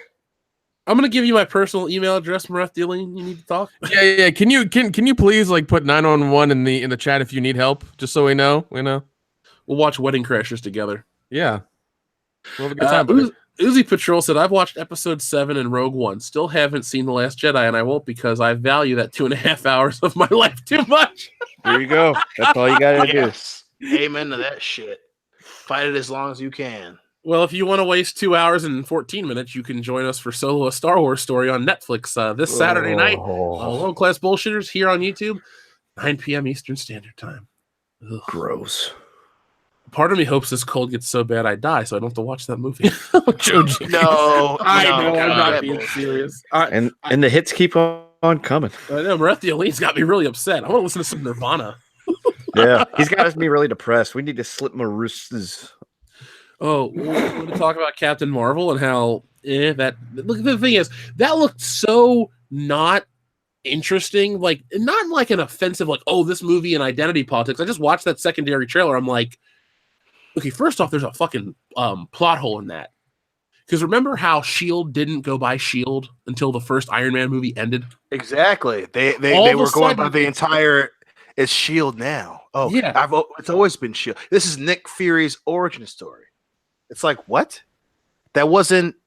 You didn't know who Nick Fury was until the very end of Iron Man. So what are you? He's a public figure in Marvel now. Like, what the fuck? Well, not even just that. Like, the acronym literally was not created until the end of the movie. It's like, oh, we'll just call it Yeah. S.H.I.E.L.D. Oh. Yep. And that was a great payoff. And I don't know about you, but when I saw that movie back in 2008, I was like, oh my God, duh. That was S.H.I.E.L.D. They kept saying it the whole time. I never picked up on it. I was so invested in the story. Yep. It's just little things like that. It's nothing to do with even her as Captain Marvel. It's just when you continue a franchise for so long and you let stuff like that just kind of fall out of the loop, it's like continuity is pretty tight. Spider-Man Homecoming was the first film that broke the continuity because you could always assume that the films took place either in current year or it told you, like in Captain America, the first one, what year it took place in. And then Spider-Man Homecoming came out and it broke it because it's like 6 years later or 8 years later or some shit. It's like, it means the Battle for New York took place in 2015 or something like that. And it caused a whole rift. And to me, the more they do that, the more problems it causes across the board. Can we also agree that Augustus Gibbons became Nick Fury later on? Can we agree on that? +1 for the XXX reference, buddy. I have not seen that movie in like 10 years. Yeah, don't worry. You're going to miss much. I don't think I've ever watched it. I will say that 1, you haven't watched it, so phooey on you. But 2, you need to be drunk to watch the third one because it is bad. The third one? I Return thought of it was the Xander second Cage. one? The Return of Xander Cage, my guys. Oh my God. It was not very good. It's homegirl that became Batgirl is in Return. Oh, Ruby Rose or what? Yeah. Yeah. Yep. And she she's is rude. fucking terrible in it. She's pretty terrible in She's- John Wick too. She's great. I love her, Yeah. John, because she doesn't say anything. Fair point. Well, Doesn't she say plays the hacker character in the Meg. Same difference. God damn. She What? played Why do Kennedy they keep once. doing that? She does not look smart enough to spell the word computer, let alone use one. And then in John Wick 2, she was just a chick with cool ass hand tattoos who got into a knife fight. Keep her there. That is her place. Stay there. Don't. Stay in I your want to lane. use computers.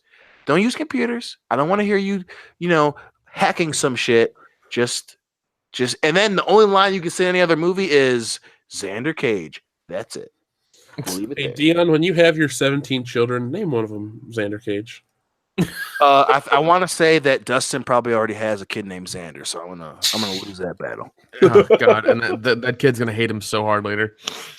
You Hopefully. named me Cage. You named me Xander. What the fuck, Dad? What the literal fuck? Did you and Mom get drunk and watch the movie 8 times? What happened? When he told me that, I was like, "You named your kid after XXX?" He goes, "No." It's like it dawned on him. It's like, what the? Come on, man. Come on. Oh God, all That kid has of to your live with kids that. are going to fucking hate you. I'm gonna name my kid Wolverine. You will be alone on Thanksgiving while they're with their families. Okay, They changed their name to Charles. there you go. Charles, Bob, and Steve. I mean, oh. If your name was Praxis, you would too. Yeah. Mrethialine, write me a limerick with the name Praxis in it. I'll send you a $5 super chat. Let's see. Mrethialine says Connor, live from the Ulster town, used to smuggle arms till the British killed him and cut off his lucky charms. Fuck. Dear old Father Flanagan, who left a lord employ, drunk on sacramental wine beneath the altar. Oh my God! All right. Jesus. Okay. And we've made it to that level now. Yeah, Ouch. we're famous. Jordan Walkeraz. Yeah, that's how you say it. That actually is. You guys need to check out a channel called The Fourth Age. They have the best analysis of the trajectory Marvel is going on with Captain Marvel. Okay, well, Where's my phone? I'll take a picture of your super chat and I will check it out because I want to read stuff about Marvel. By the way, we're going to be covering Spider-Man. We're going to do the Sam Raimi trilogy watch party closer to whatever the release date for Spider-Man Far From Home is. So was that July? Yep. So expect the weekend in July to do our live stream of that. We got stuff planned. We're not going to be doing too many streams because the YouTube algorithm hates live streams. So we're going to start to archive a lot of streams on the Good Morning Pop Culture channel so you guys can help us get that monetized. That way when the show comes back, it's there, the videos are here, and nobody loses out. Brethialine says, soon I'll leave the world, O pain and troll. Sorry, let me reread this one. Soon I'll leave the world, O pain and toll and sin. The Lord will take me by my hand to join me in my kin. Only wish when the Savior comes for me and you, he kills the cast of Riverdance and Justin Bieber too. God damn. Holy shit. Jason Green says, hey, Dion, I have a ton of LPs for you if you want them. Fuck yeah. You got Richard Pryor, so I left that with you because I don't have a record player here. So it's send me LPs. LMPs? I'm like, let's send you my PO box, bro. Yeah, Dion Green, courtesy of World Class Bullshitters, PO Box 5069, Cincinnati, Ohio 45205. No, it's 690 Palmdale Road. Yeah, Victor Maitland doesn't live there, but close enough. You mean 609 Palm Canyon? 609 Yeah. Palm Canyon. Sorry. Who was there? One Victor Maitland, sir. If Victor Maitland married Maitland Ward, would she be Maitland or would he be Victor Maitland Ward? Maitland, because that's funnier. I would like to think that Victor Maitland wouldn't marry Maitland Ward because of her new career choices. Plus, I think Victor Maitland was gay. Maybe that's what she's into, though. Gay guys with Capricorn. I mean, star him. signs? Maybe that's what he's into. He's into like washed up actresses that videotape themselves blowing dudes to stay relevant. So he's gonna marry Tara Reid. Is that what she did recently? I don't know, but that seems like something Bunny Lebowski would do. God. I love that movie. Oh, jeez. Log jamming. Hey, Carl Hungus. We can't get into that, dude. We'll start quoting that fucking movie all night long. Brethialine, thank you very much again. You've been super, super generous to the channel. Everybody died, so until the tears are dried, we'll drink and drink and drink and drink, and then we'll drink some more. We'll dance and sing and fight till the early morning light. Then we'll throw up, pass out, and wake up and go drinking again. Fuck yeah. That's a drunk person's poem right there. I like it. That's our New Year's, Dion. Fuck yeah, it was. That's what we did. Let's see. Lethal Lightning, thank you very much. Hashtag weird place to hide money. Anywhere in my boss's office. Guaranteed to be well hidden. Maybe too well hidden, actually. You banging her? I've hid a lot of my money with the electric company, the water company. Let's see. Various businesses where I bought stuff. I've hid lots of money with them. I think it'll be safe. Oh, yeah. Well, Big Bad Toy Store. I've hid some money there. Dude, I'm going to not buy from them anymore because they are so late to the party in terms of delivery. I ordered that Michael Myers figure like September or August. It's still not here. It's available at Target. It's been available since last year. Damn, dude, you might want to send a fucking follow-up email. No, they just sent me an email today that says, oh, it's on its way now. Well, I'm like, yeah, I wanted it when the movie came out because now I hated that movie and I kind of don't want the toy anymore. Damn. Fuck you guys. Yeah, first world problem. Swinging Cod, Thunder Robots says Disney Star Wars hasn't even lost a limb, an eyeball, bladder control. Also, Hugh Jackman movie credits on Google was showing Endgame, but not now. I had heard about that, but I thought it was just a mistake. You guys heard that? No. No. If Hugh Jackman shows up as Wolverine in that movie, I may lose my shit. I will easily lose it. That'd be nuts. You know what that means, right? It means What's the that? X-Men are part of that, meaning Rogue can take Captain Marvel's powers. Oh my! Now that is something I can get behind. Yeah, that'd be a great storyline. And then you can have Gambit come in and want to touch Rogue, but you can't because of the. Oh man, see, X-Men is great. Other Marvel books, some were great. What do you guys think of the new Punisher trailer? It's actually, I liked it a lot. I, I'm not a big fan of the another crazy preacher storyline because it's been used a lot here lately. But dude, I'm pumped to see the Jigsaw Punisher thing roll out. I'm ready to go. You mean Handsome Jigsaw, where they took off his scars? Hey, yeah. I mean, I was interested in the trailer. I was going to watch the show no matter what because I was really, really impressed by season 1. I don't know, though. This trailer just didn't really do it for me. The show, like I said, overall, I've already bought in. But I feel like they could have put out a better trailer. Really? Yeah, really. I mean, I like that song Wood by Alice in Chains, but I just don't feel it fit. Uh-huh. It felt like a Zack Snyder trailer. No, I get that, but if you're going off of the sound, not the soundtrack, but for the song choice for sure. But I did like the I mean, I'm not a huge fan of the whole partner thing with what's her name, and I did like the joke with the bloody bills, but I mean, if you take away the music thing, I liked it a lot. Oh, so you didn't like the music? Okay. Right. Yes, I did not like the music that much that they chose for it. I'm going to make sure I play that song for you every time we hang out. Calm down over there. I've got some Alice in Chains CDs. I'll just send them your way. Here comes the rooster. I don't remember the fucking words. Anyway, Nick, Kendo, what'd you guys think? It was all right. I still haven't even watched the first season yet because I don't have Netflix. But I intended to, and I would like to. I just have not had a chance to sit down and say, I'm going to binge all this in one day at somebody's house while I watch Netflix. What are we talking about? I had to get up and get water. Netflix Punisher trailer, yay or nay? I've never watched any of the shows. I don't know. So. All right, so it's a nay. All right, glad that we covered this there, Nick. Yeah. You guys are in rare form tonight. I've been brought down hardcore by the dark turn that the show has gone on. All this talk of death and destruction. I mean, I'm just bad headspace. This is Dead Air on NPR. Sweet.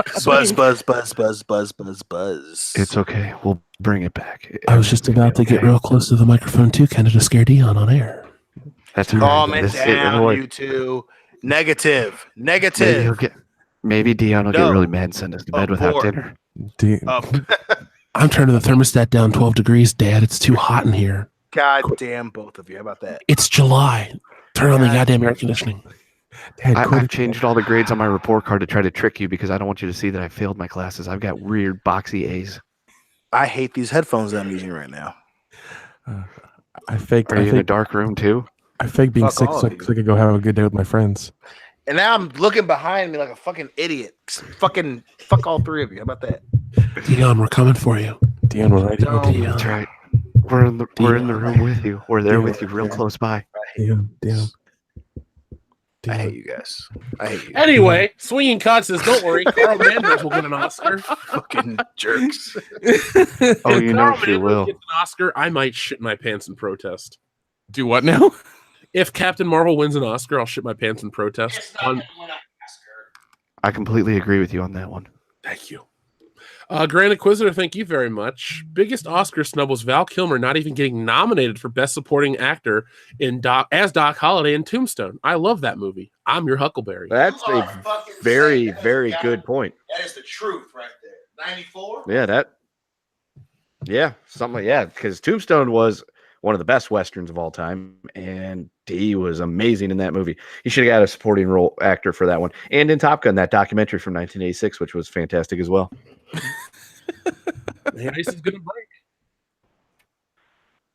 Let's see. Acid Blade, thank you very much. Hey, Jeff, I posted the photos that I took at the Marvel exhibit on the Facebook page. It's titled Seattle Pop Culture Museum. Ooh, I'm gonna have to check that out when we get off air, because he was telling us all about that during last week's show, and it sounded awesome. They had original art. They had all kinds of cool shit. Nice. Yeah. I want to go. Did they have Kurt Cobain's shotgun? Oh, yes. Right, with the theme of the show tonight. Yeah, you're right. Fuck you. Let's see. Rhino4563, thank you very much. Dion's in full Sith mode. You hear that, Dion? You're in full Sith mode. Goddamn right. Dark side is flowing through me, baby. That's just alcohol. And right now it's really flowing out of him. Well, Great. yeah, obviously. Great Loner says Venom is better than Spawn. Hi, Dion. I don't know about that. You I wish sick people- son of a bitch. I wish need you to people would just send get outta messages here. that are going to trigger Dion. Folks, No, the rest of the I'm show not is triggered. I'm triggered. pissed off. That is bullshit. You know good Mm-hmm. and goddamn well. Sure, it wasn't the greatest movie in 1997, but the content is way different.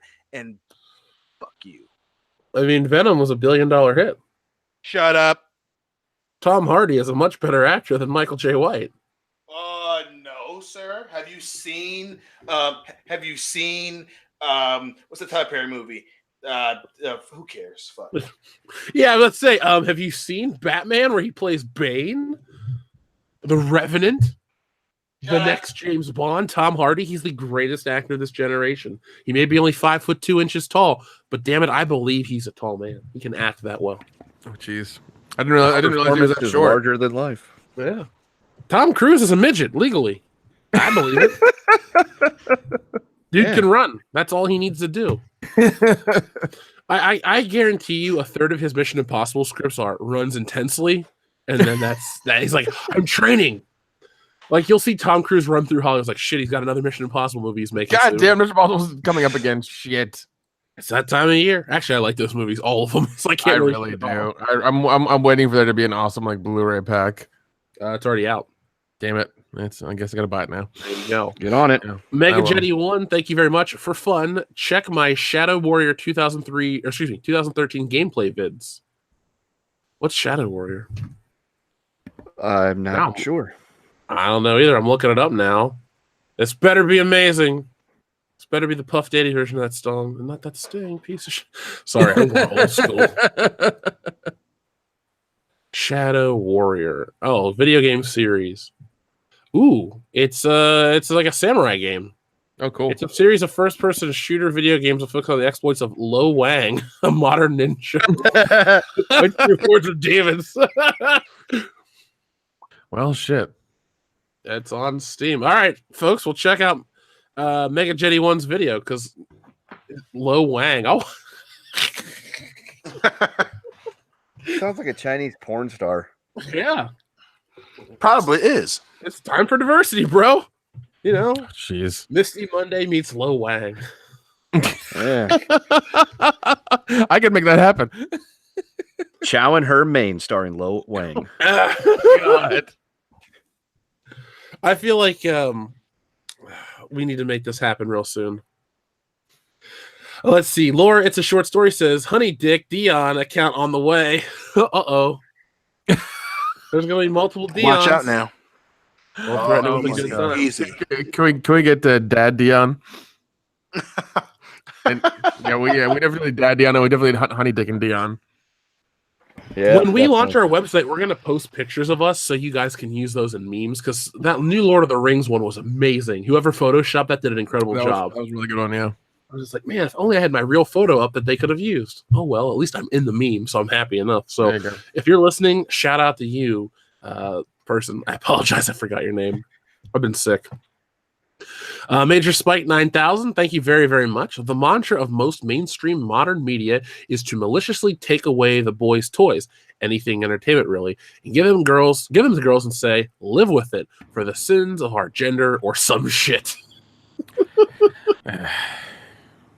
Well, I mean, I'm working on, like I said, I'm working on 3 videos concurrently. The second one kind of goes along with that, and I have some data to back it up. It's not really just, opinion based, and it's really not anecdotal either.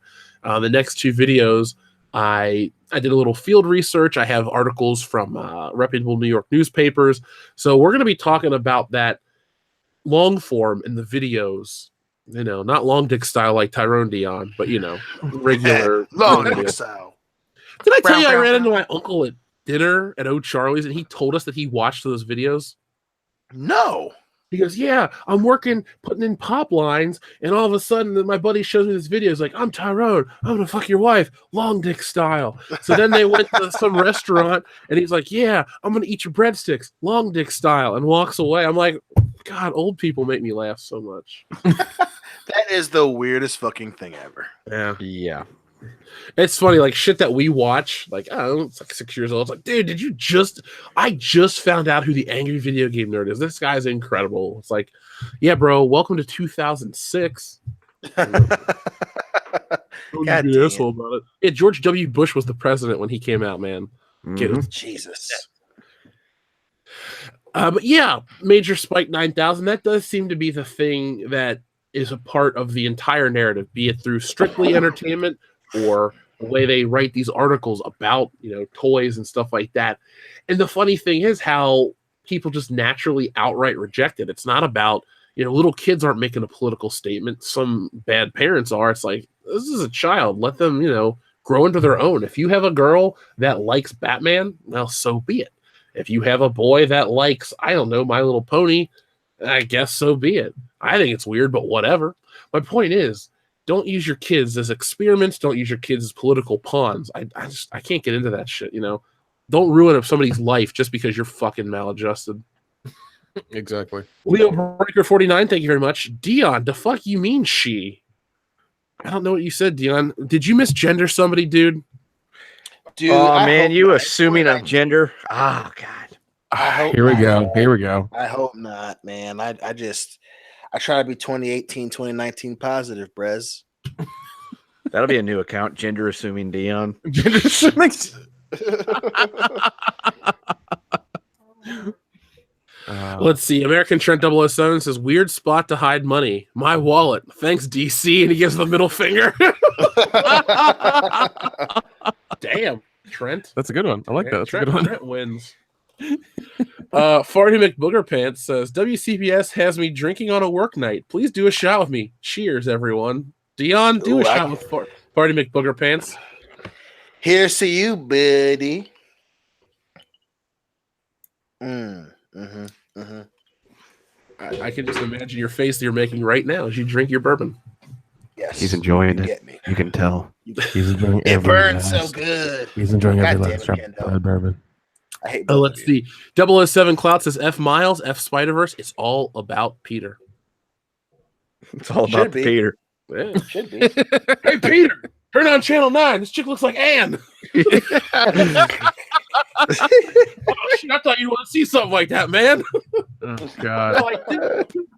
I love Office. We got to do that movie. Hey, that's 20 years old this year. Shit. Put it on the list. Yes, it is. Jesus Christ, man. What is it? Office Space. Oh shit.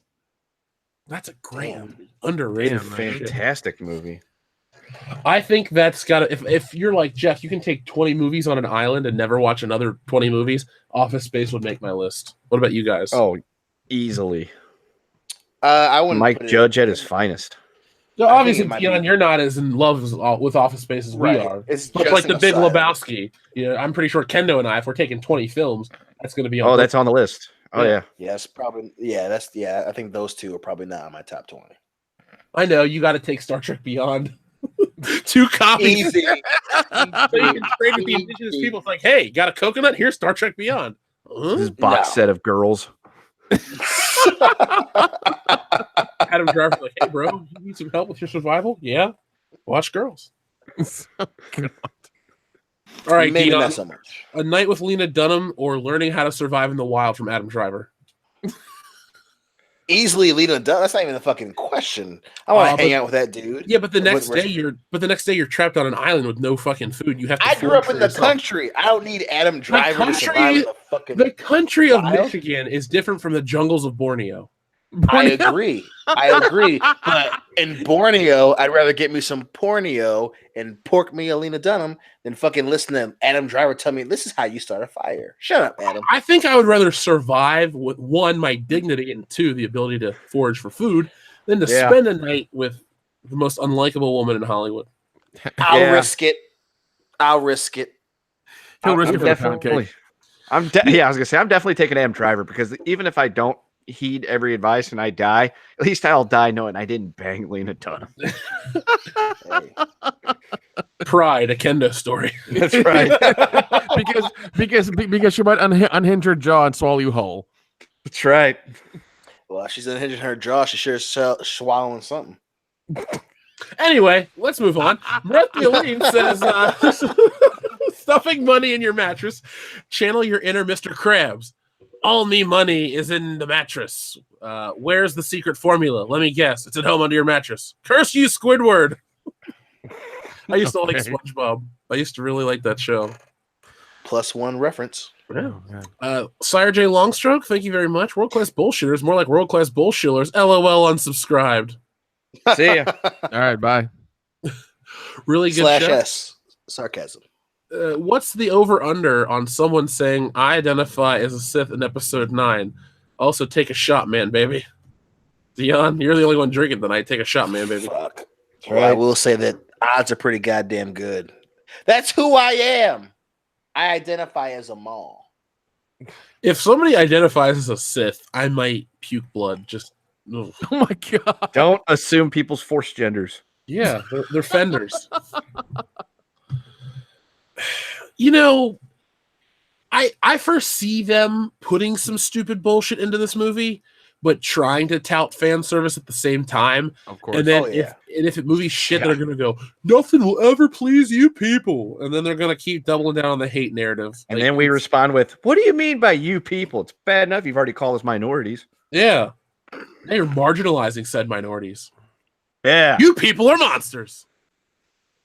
Yeah, and this is Hollywood saying that. It's like, you people are fucking horrible. Hollywood's horrible in general, let's be honest. Look at the track record. Come on now. It's true. Let's see. Our friend Chris Wicks says, any thoughts on the new Spider-Man comic? Well, Chris Wicks, if you mean the one where Aunt May has cancer, I'm not too worried. She's died before, but I will say this. The last month's issue for Amazing Spider-Man with J. Jonah Jameson and Spider-Man was really fun. I'm not saying you should go out and buy it, but if you can read it online for free, it's worth your time. I enjoyed it. So I feel, look at Nick Spencer and his political beliefs and his really just poor mishandling of Captain America. It wasn't good, but in many ways, his new Spider-Man work is refreshing because Dan Slott's Spider-Man is it's like it's written by some fucking high school girl who's writing fan fiction about Harry Potter. All these stupid weird relationships pop up, all these weird poorly written side characters, we have Anna Maria Marconi and Max Modell. They're not fucking memorable. I'd rather read about Ned Leeds who fucking died, or I don't know, anybody else, because you've created unmemorable characters. Will they, won't they, with Peter Parker? Oh, Mary Jane's Tony Stark's personal assistant. It's just crap stories. Jeez. Thankfully, we're out of that. It's kind of like a fresh restarting. So that Spider-Man story, Chris Wicks, I think is legit. The new amazing stuff from Nick Spencer. I'm not buying it, but put it like this, folks. If you feel the need to buy comic books, go to your local half-price bookstore, get them used. You get them for half price, and Marvel doesn't get your money. You're helping small independent businesses by supporting them, not Marvel, because somebody else paid for the books. Half price bookstore paid, 40 cents for the comic, and then you get it for a good deal. So it all works out in the long run. Oh yeah. Let's see. Just Darvis says #weird place to hide money in a Last Jedi Blu-ray case. Ain't nobody looking in there. Factual statement, sir. Factual statement. Just Darvis. Here's a funny / sad story. So, 5-6 years ago, someone broke into our house and stole my stuff, like just my electronics. They left the Wii, which was really like a slap in the face. But had they looked in the video, the thing is, they took the Xbox 360. Had they looked in the cases, I had all the WrestleMania money for everybody. So I had like $1,000, and they just didn't take the game, so they didn't, get the money. So sometimes game cases are the best place to hide shit because people are in a rush and they won't look. And Last Jedi. You know what? Never hide your money in a Last Jedi Blu-ray case because you might have a vindictive thief who just takes it to burn, so they lose out on the money and your copy of the last. Why the fuck did you buy the Last Jedi in the first place? There's a lot of questions you brought up there. So many questions. Speaking of questions, I don't know how the hell Morethiline did this. We have a limerick about Praxis. Oh man. Let's hear it. Shit. Once was a boy named Praxis. He lived on the planet of Raxus. He knew his chances were dire to hide from the Empire, so Praxis from Raxus made tracks. Damn, that one was tough. But you did it. You came through. Good for you. Yeah, well done. You are this episode's MVP, Marathialine. Seriously. And you know what? That one was not about death, so we're good. Yeah. The Empire got him. Yeah, you never know. Maybe the Empire will be gracious enough to, and then C-3PO shuts down. Do what, C-3PO? Oh, they never tell me the odds. Leo Breaker 49 says, please stop violating the mic, LOL. Okay. Thank you. Shit. What do you mean, buddy? Double- I'm not sure what you meant by all that. Dion, do you know what he was talking about? Could you tell us? Yeah, Dion, what's going I on? hate you. I hate you guys. I'm right behind you, Dion. I hate you. Shut up. Let's see. 007 Wherever says, where you are. at least Spawn's suit is not trying to bang him. That's I didn't realize the Venom symbiote was trying to get inside of Eddie Brock like that. Apparently, they have a much different relationship than we were led to believe in the comic That's why the books. movie was a hit worldwide, but not in America. Yeah, that makes sense now. In Germany, it's called the sexual symbiote. Brian, Yeah, 6 times. Oh God. yeah. He was Apparently, quoted as it's still taking. it's still running in Amsterdam's red light district for some reason. Well, he likes it more than he liked Infinity War. Let's see who else. we Nothing got. will Leo- please that man. No, except a swift kick in the balls. Sorry, Channel Dad. You got it coming. Leo Breaker 49 says he assumed Ryan actually's got a wife. We all know he's been stroking. Stroking the east, stroking the west. I feel like Ryan Johnson gets off on virtue signaling and he doesn't have to touch himself. He just is like, oh, I called somebody an asshole on Twitter. Oh, and then Listen, I'm convinced that Ryan John Stain looks in the mirror and goes, God, even I don't like me. God damn, that sounds like an asshole thing to say. Maybe he'll have a real. No, he stroke. doesn't. He doesn't have any junk. He's smooth down there, like a Ken doll. All right, that's what it is. oh, he's just got a flap. Shit. He's got a he's got a flap. How to use the bathroom, Ryan? I don't. That's just- You can tell we're getting tired when we get really fucking weird like this. Swinging Cod says episode 9 will be lit. Kylo will be on the verge of victory when Carl Manhurst time travels in, punches out Kylo, and makes out with Rey. Awesome. Oh, jeez. I mean, if something absurd like that happens, I think I could get behind the movie. Yeah, I'm waiting. I'm waiting for like something absurd to happen in episode 9. Really. Ugh. I know. Shit show incoming. Yeah, and then finally, our friend Chris Wick says hashtag weird place to hide money. All of Lena Dunham's holes. That's a fortune I'm willing to lose. Yeah, Jeez. I ain't venturing inside that pound cake. Yeah. I'll go adventure seeking. You keep that $30, Lena Dunham. You deserve it. That's 30 more than she made last year. That's true. Jeez. So, folks, I think that we've come to the end of World Class Bullshitters episode 155. Dion, Nick, Kenda, do you have anything you guys would like to add before we put this baby to bed? That's a negative Ghost Rider. No, I'm good. All right. I'm good. So, folks, if you enjoyed this show, make sure you give it a thumbs up and share it. Now, by the way, like we told you, we're not only doing live streams. We're going back to mainly videos, but this is a pillar, World Class Bullshitters, the podcast, that this channel is built upon. So we will continue to do the podcast, even though we're moving in the direction of more long-form videos. But as you can hear, I have a cold. I sound like absolute shit. So nobody wants to watch our big premiere videos when I sound like this the whole time. So to avoid any of those problems, we're just going to wait till Monday and get those videos out. But in the meantime, enjoy this. Saturday night will be our solo live stream. So if you want to watch the movie and you don't feel like paying for it, it's on Netflix. So if you have a subscription, you're already paying for the movie. So watch it with us. It's going to be fun. I said I wasn't going to drink until Star Wars Celebration. Scratch that horror hound. But if enough people are watching, I might have to bust out something. I'll go get a bottle of Crown Royal. I'll take shots. Jesus. Well, speaking of horror conventions, I will be at Days of the Dead in Atlanta in like, I don't know, 2 or 3 weeks. I think I say 2 or 3 days. Like, yeah, I'm on my way there now. Bye. Oh shit! Oh man. Are you going to be wearing a World Class Bullshitter shirt?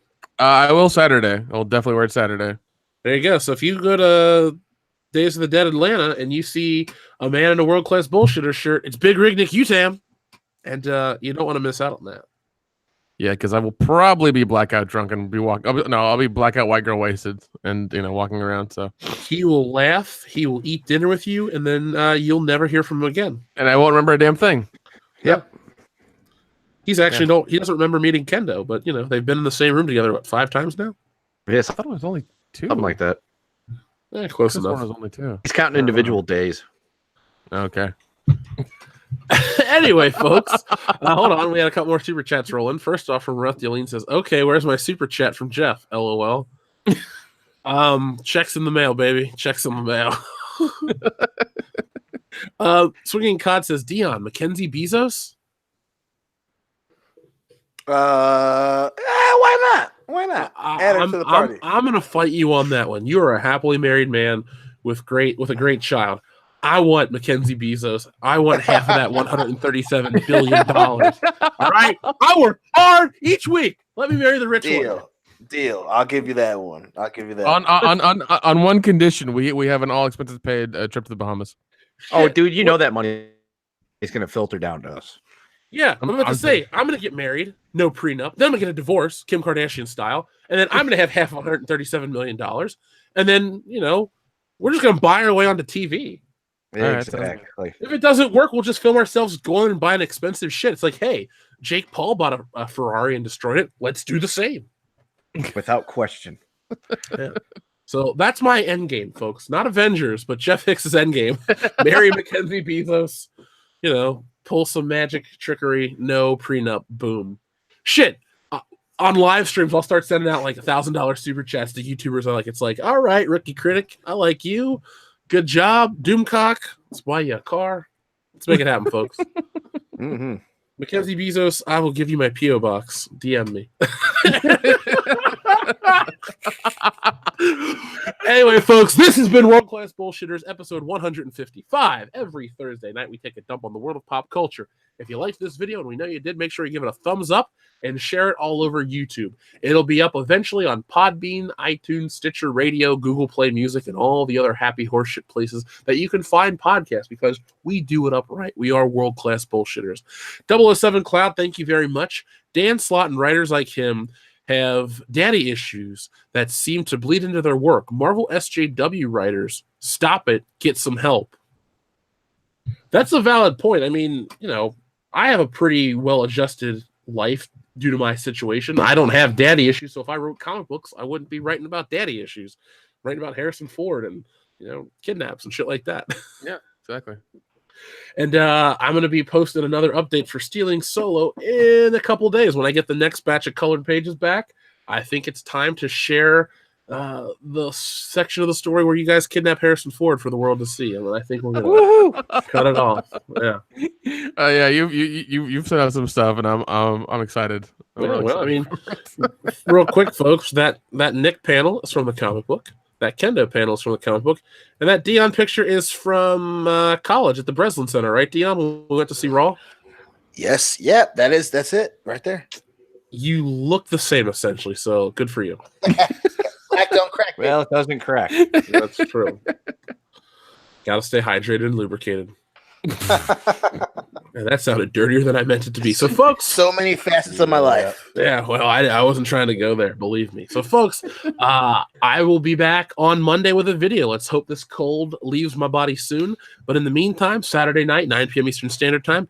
If you are a YouTuber and you want to get on that, message us on Twitter. And if you want to throw out a message to some of your favorite YouTubers and you want them to show up, like I said, Erotic Channel, Mecha Random, Doomcock, all those people, everyone's invited. It's a party. Let's have some fun on Saturday night. So to a wonderful 2019, Dion, Nick, Kendo, let's go over to Skype. Let's record after hours. And as always, folks, be excellent to each other.